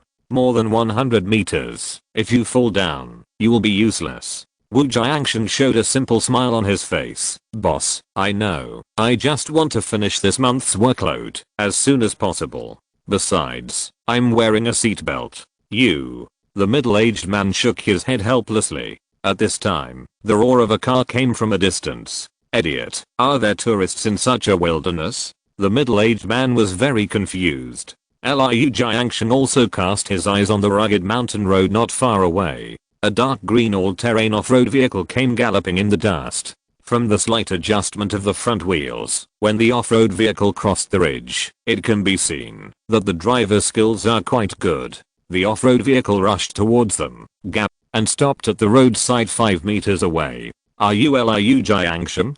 A man in camouflage uniform jumped out of the car, walked straight over, and asked Liu Jiangshan, who was squatting on the ground drinking water. Liu Jiangshan was stunned and nodded. "This is a transfer order. Come with me." The camouflage uniform handed over a document. Liu Jiangshan flipped through the document with his calloused hands. The content of the transfer order was very simple, which ordered Liu Jiangshan to obey the camouflage uniform's order and go to a simulation base. The document was indeed stamped with the seal of the power company, but what is a simulation base? Why does it sound like a game? The company's leaders have never told him about this matter. You know, according to the rules of the power company, he only needs to stay in this uninhabited mountain for another 2 years to be eligible to apply for formal establishment. No. Liu Jiangshan thought for a moment and shook his head. The camouflage uniform didn't seem surprised. He took out a satellite phone, dialed a number, and handed it to him. Liu Jiangshan hesitated and took the call. "Jiangshan, this is Manager Wang." Liu Jiangshan immediately recognized that this was the voice of the head of the power company. "Hello, Manager Wang. Comrade Zhang, who holds the transfer order, is carrying out a state secret mission. All you have to do is cooperate. Do you understand? On the phone, Manager Wang changed his usual long-winded speech when holding a meeting. Understand? Liu Jiangsheng actually didn't understand. He didn't understand at all how he got involved in a state secret mission. In this way, after the mission is completed, the bureau will specially approve a quota for the establishment. Manager Wang also realized his hesitation. Understand? Establishment. Liu Jiangsheng really understood this time. He shouted into the phone, understand. I will definitely complete the mission. Please rest assured, leader. Just like that, he didn't even have the opportunity to return to his residence to pack his luggage. He was stuffed into the back seat of the off-road vehicle and began to travel day and night for several days. The reason why it was said to be several days was that Liu Jiangsheng found out, after getting on the car, that the off-road vehicle had been specially modified. The glass was covered with black cloth, and partitions were installed. He could not see a single glimpse of the scene outside the car. It was like a vehicle for transporting prisoners. Realizing this, he immediately felt uneasy and reached into his trouser pocket, but felt nothing. It was then that he remembered that when he got on the car, his mobile phone had been confiscated by the camouflage uniform sitting next to him. He glanced at the camouflage uniform sitting like a military posture with a puzzled look, but got no response. Since we are here, we should make the best of it. Liu Jiangsheng had made up his mind and looked for an opportunity to send out a distress signal. Sure enough, after running around for an unknown period of time, Liu Jiangsheng, who was in a daze, noticed that the off-road vehicle seemed to have stopped. Get off the car. This was the first time that the camouflage uniform spoke along the way. Have we reached the prison? Liu Jiangsheng blurted out. Just now, he had a dream intermittently. In the dream, he was being escorted to prison by the police because he trampled on the crops of his fellow villagers. Camouflage was stunned. Prison? What are you thinking about? It's good that it's not a prison. Liu Jiangsheng got out of the car and found that the off-road vehicle was parked on a small road and a van was parked not far ahead. Are you going to change cars? Camouflage ran forward to open the cargo box and confirmed what he was thinking. Please come in. Although Liu Jiangsheng was reluctant, he knew that the camouflage should have a weapon on his waist. Just now, he accidentally touched a hard object in the off-road vehicle. When he got on the van, he found that there was a different world inside. A small bed, a mini toilet, and a wash basin. The only thing in common was that you couldn't see the outside from the inside of the car. Eat it and rest for a while. Keep your strength. When you reach the destination, you still have to take the assessment. Camouflage handed over a tube. Although there was no mark on the tube, it looked like a tube of toothpaste. Eat it like this? How do you eat it? Liu Jiangsheng was puzzled. Just like squeezing toothpaste. Camouflage said, took out another tube, unscrewed the cap, and gently squeezed it. A dark green solid substance squeezed out from the seal. Eat. Chapter 398 Training. After changing 3 vans and eating 10 sticks of toothpaste, when Liu Jiangsheng got off the car again, he unexpectedly found himself in a base. This base is located in the Gobi Desert, surrounded by high walls and electric fences, and there are armed sentries all around, and some white coats are in a hurry. We are here. The camouflage suit seemed to be relieved, pointing to a dome building in front and said, go there to report. You're letting me go. The sudden freedom made Liu Jiangsheng a little overwhelmed. Let me go. The camouflage suit was stunned for a moment, then he understood what he meant. You didn't break the law, and we have never arrested you. You appear here, but you need to pass an assessment. Go, you will get the answer after you go in. As long as you don't go to prison, the answer doesn't matter. Of course, there is also a system. Liu Jiangsheng walked into the dome building in a daze. What's the number? A white coat wearing a mask blocked his way. Number? Liu Jiangsheng scratched his head. Just as he was wondering whether he should make one up, the man in the white coat reached out and took out a piece of paper from Liu Jiangsheng's pocket. Are you new here? Liu Jiangsheng nodded like a chicken pecking at rice. Let's do the examination first. The man in the white coat pushed him into a windowless room and carefully locked the door. Turning around, he smiled and said, take it off. This was a physical examination. Liu Jiangshan understood instantly. He slowly took off his shirt, revealing his strong muscles. The man in the white coat nodded with satisfaction. Continue. Liu Jiangshan hesitated for a moment and took off his pants. Not bad. Smooth lines. Fine but not fat. It looks very strong. The man in the white coat was even more satisfied and nodded frequently. Continue. Continue. Liu Jiangshan now only had a pair of briefs to cover his body. How should he continue? Do you want my help? The man in the white coat showed a hint of joy that he couldn't hide. Liu Jiangshan was shocked. No. He closed his eyes and pulled off the last cover. At this time, the white coat put on rubber gloves and took out a magnifying glass from his pocket. The next 2 hours became the longest 2 hours in Liu Jiangshan's life. Of course, anyone who has a doctor use a magnifying glass to observe the surface of the body and the most private parts will have the same feeling. Finally, when the white coat felt that he had watched the young man in front of him completely, he gave the final evaluation. Not bad. Liu Jiangshan entered a training camp with this not bad evaluation. There are more than 100 trainees in the training camp, with different heights and accents. After a chat, Liu Jiangshan found that these trainees had the same experience as him. These high-rise window cleaners, acrobatic troupe performers, pilots, construction workers, etc. suddenly received a notice and then were taken to this base by a camouflage uniform van. The training content of the training camp can be said to be varied. In addition to the normal math, physics and chemistry, everything from how to fly a spaceship to how to make fire with a piece of wood has become a professional course. There are even some very strange subjects. For example, the trainee is stuffed into a big ball and the ball is made to spin wildly. Half an hour later, the trainee who can no longer tell north from south is pulled out of the ball and asked to put together a building block within 1 minute while the world is spinning. Or, the trainee is hung in the air and a 100-kilogram weight is hung on his leg. The most terrifying thing is holding your breath. The trainee needs to hold his breath for 3 minutes and complete a math problem after 3 minutes. Among these training projects, there is also Liu Jiangshan's specialty, which is high-altitude tightrope walking. There is a 200-meter-long thin steel wire 100 meters high in the air, and the trainees must stay on the wire for 5 hours.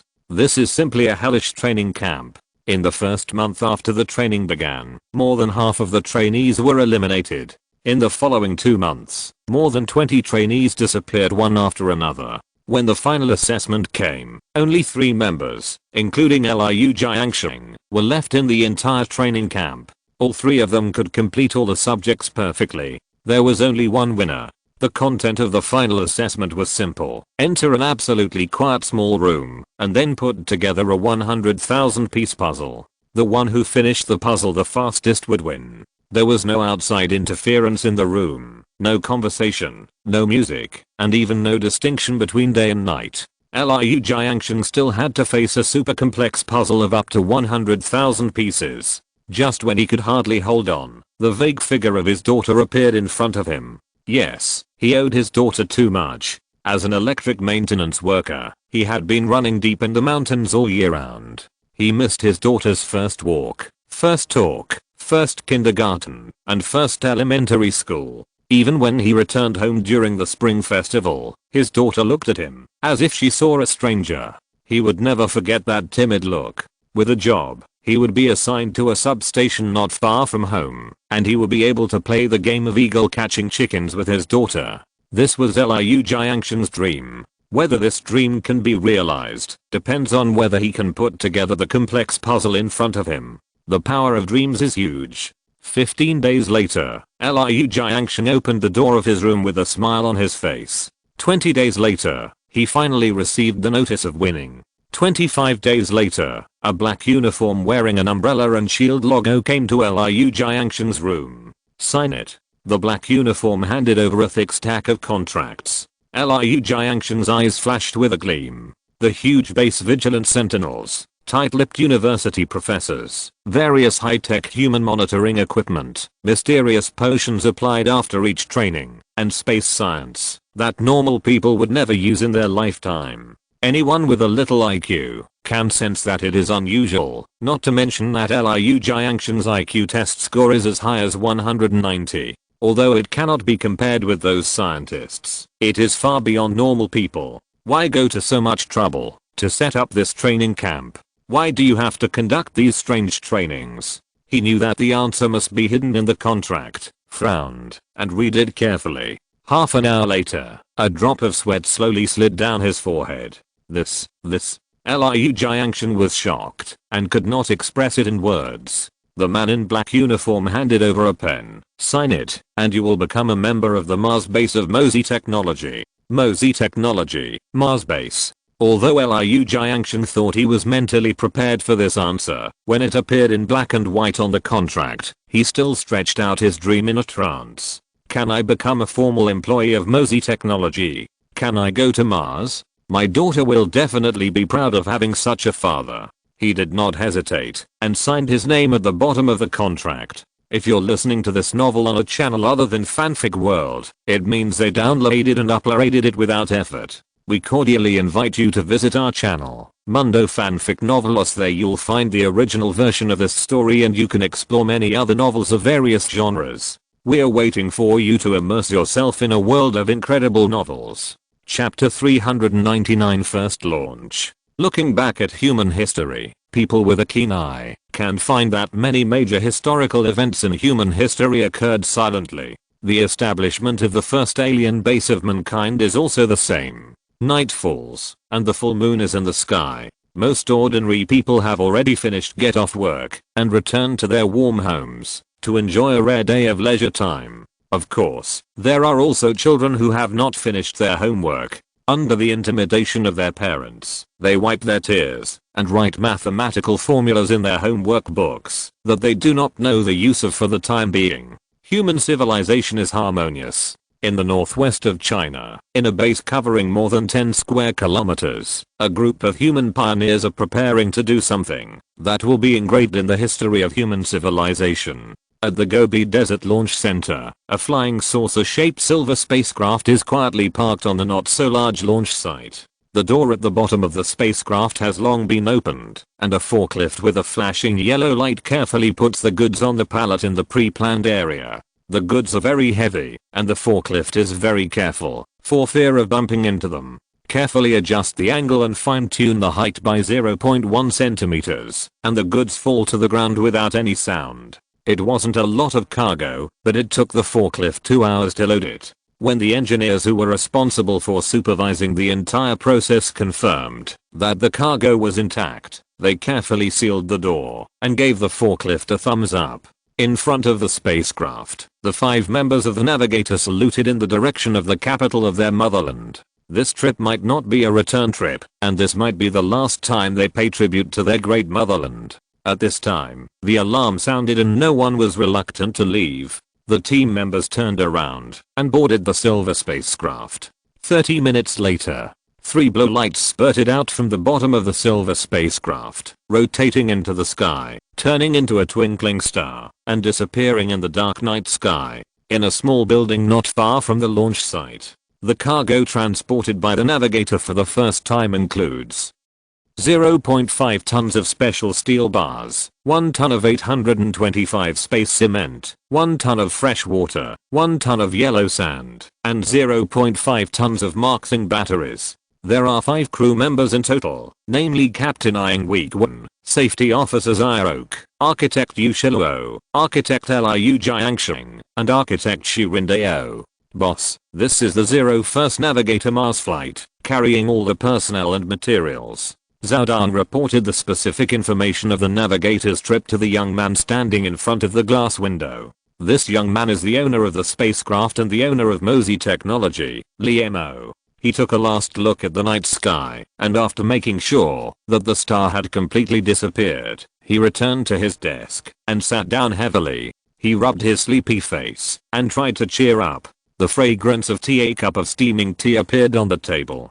Boss, have some tea. Zhao Dan handed the cup to him. Liemo reached out to take it. After a light sip, after the bitterness, there is a strange sweetness. Not bad, he praised. Although it does not have the long aftertaste of high mountain cloud tea, the strange sweetness is also unique. A smile appeared on Zhao Dong's face. This is Luanguapian tea, which has the functions of anti-cancer, antibacterial, and purifying. Perhaps it was difficult to say it, so he finally hesitated.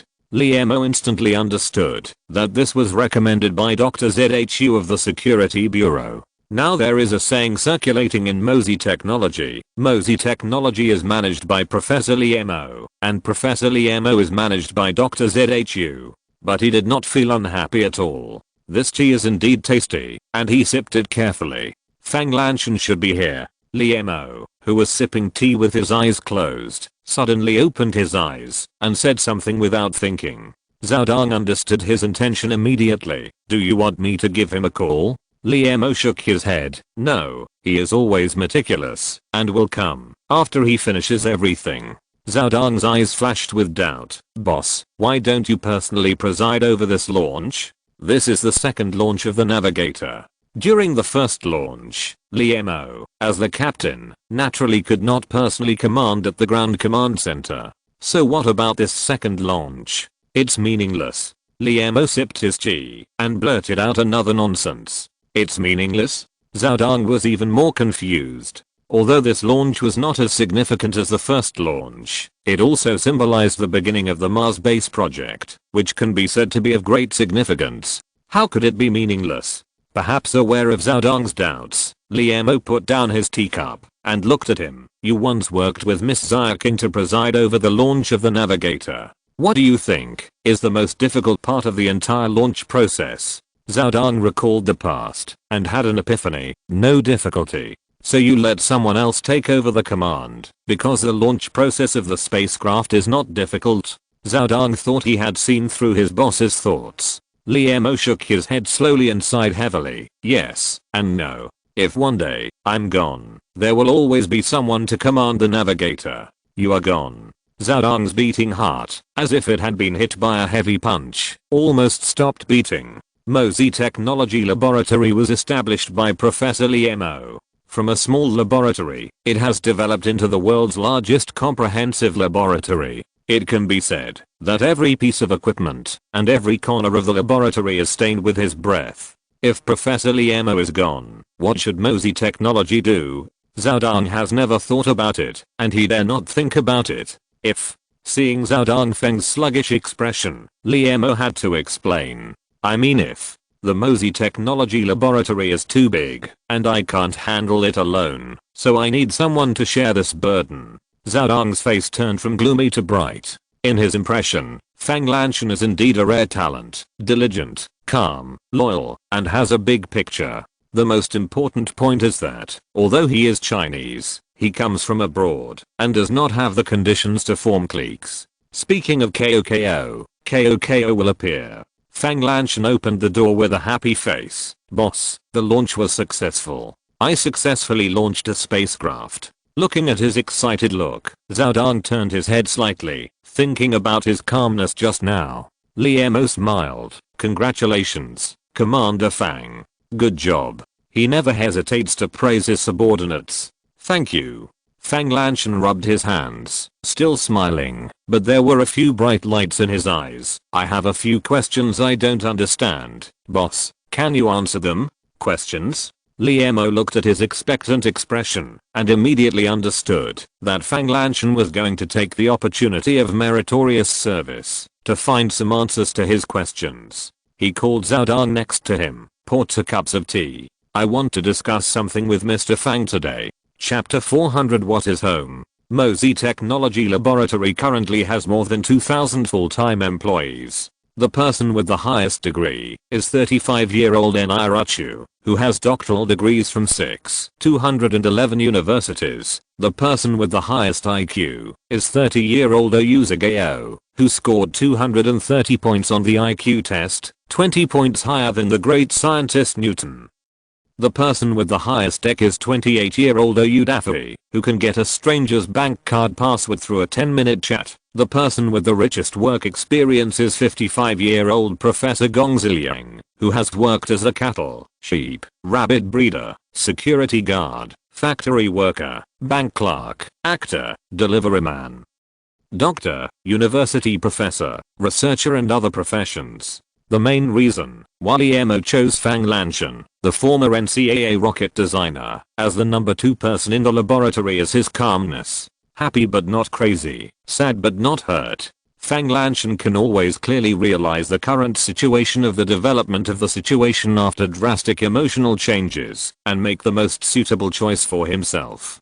Just like now, he did not fall into ecstasy after successfully launching the spacecraft, but took this opportunity to raise his doubts. After Zhao Dong brought tea and closed the door and left, Liemo then spoke, "Today, I'm not the boss, and you are not the employee. We are 2 people, 2 earthlings. If you have any questions, just ask directly. Be honest." Fang Lanchen's eyes lit up, and a trace of excitement appeared on his face. "Thank you, old man.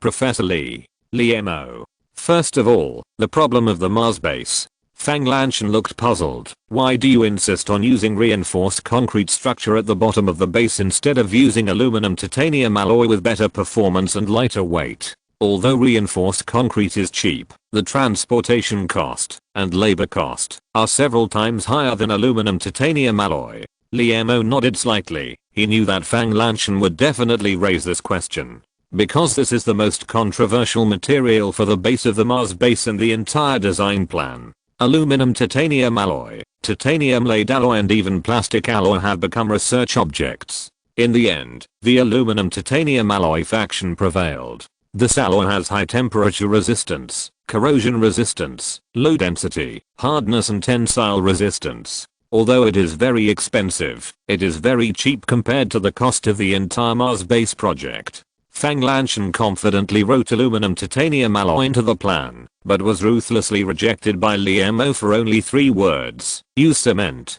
Cement is another name for concrete, which puzzled the project team members. Among the materials they selected, cement is the one that cannot appear on Mars. Go to an alien planet to build a house with cement? Masons? What a joke. But the boss Liemo seemed to turn a deaf ear to their opinions, so the Helpless Materials Research Institute had to work overtime to study the coagulation of concrete in the Martian environment. Fortunately, after many simulation experiments, the Materials Research Institute finally found that the coagulation speed and strength of the special 825 cement in the Martian environment are enough to ensure the stability of the base. If steel bars made of nickel chromium steel are implanted in the concrete, supported by the steel mesh structure, the Martian pyramid will have the ability to withstand a magnitude 8 earthquake. The earthquake resistance of the pyramid is just an unexpected gain, which was not originally considered by the project team. Because the core of Mars has been extinguished, the geological activity inside is very weak. For hundreds of years, there have been almost no earthquakes above magnitude 2 on the surface of Mars. Therefore, the earthquake resistance of reinforced concrete is not a plus. Moreover, reinforced concrete has a fatal flaw, that is, weight. The weight of reinforced concrete required to build the base of the pyramid is 2 tons heavier than that of aluminum titanium alloy. 2 tons is 4,000 kilograms. On Earth, 4,000 kilograms may not be considered a lot, but it is equivalent to the weight of 25 adult earthlings. Any single-cylinder 3-wheeled motorcycle produced in China can pull 4,000 kilograms of weight for a round-the-world trip. However, there is 55 million kilometers of space between the Earth and Mars. At this distant scale, every gram of weight must be counted. Reinforced concrete is obviously not a good choice. Therefore, Fang Lanchen was very confused about Professor Liemo's abnormal behavior. His face was full of expectations, expecting this man with the smartest brain on Earth to have some insights, or what special advantages reinforced concrete has. This question was completely expected. Liemo smiled slightly. "What is home in your impression?" "Home?" Fang Lanchen was confused. What does this have to do with home? However, the boss's expression did not seem to be a joke. He frowned and thought for a moment. "Home is a place where you can rest." Liemo shook his head. It seemed that this former NCCA rocket designer still did not fully appreciate the family culture of China. Isn't it right? Fang Lanchen did not think there was anything wrong with his answer. At NCCA, he worked 12 hours a day.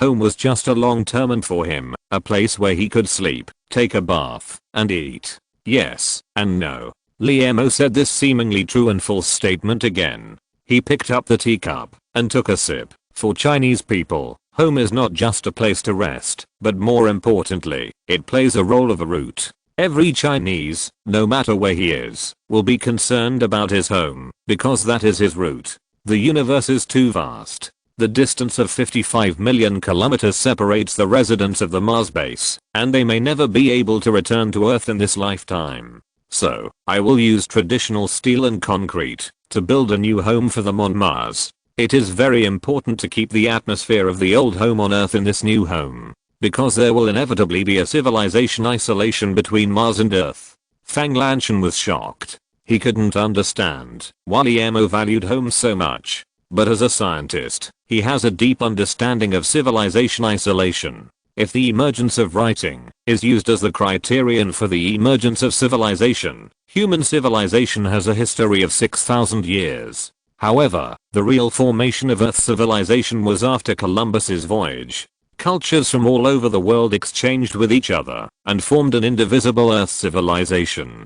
But Mars and Earth are 55 million kilometers apart, and the navigator will need more than a month to sail. It is foreseeable that the communication between the future Martian residents and the Earth humans will inevitably decrease. The reduction in communication means the emergence of barriers, and the two alienated groups will inevitably be suspicious of each other. In the end, this suspicion will develop into hostility, just like when Britain colonized North America. Due to the barrier of the ocean, suspicion grew in the hearts of British colonists in North America, and eventually the War of Independence broke out. They overthrew British rule and established a new country. There is the Atlantic Ocean between North America and Britain, while there is a vast space between Earth and Mars. It is foreseeable that with the development of Mars, human civilization may split into two hostile civilizations, Earth civilization and Martian civilization, in the future. This is also what countless scientists are worried about colonizing space. Fang Lanshan understood that the boss wanted to leave the roots in the hearts of the first batch of residents on Mars, so that they would not forget where they came from, and not get lost in the vast space. It's time to ask your second question. End of this chapter.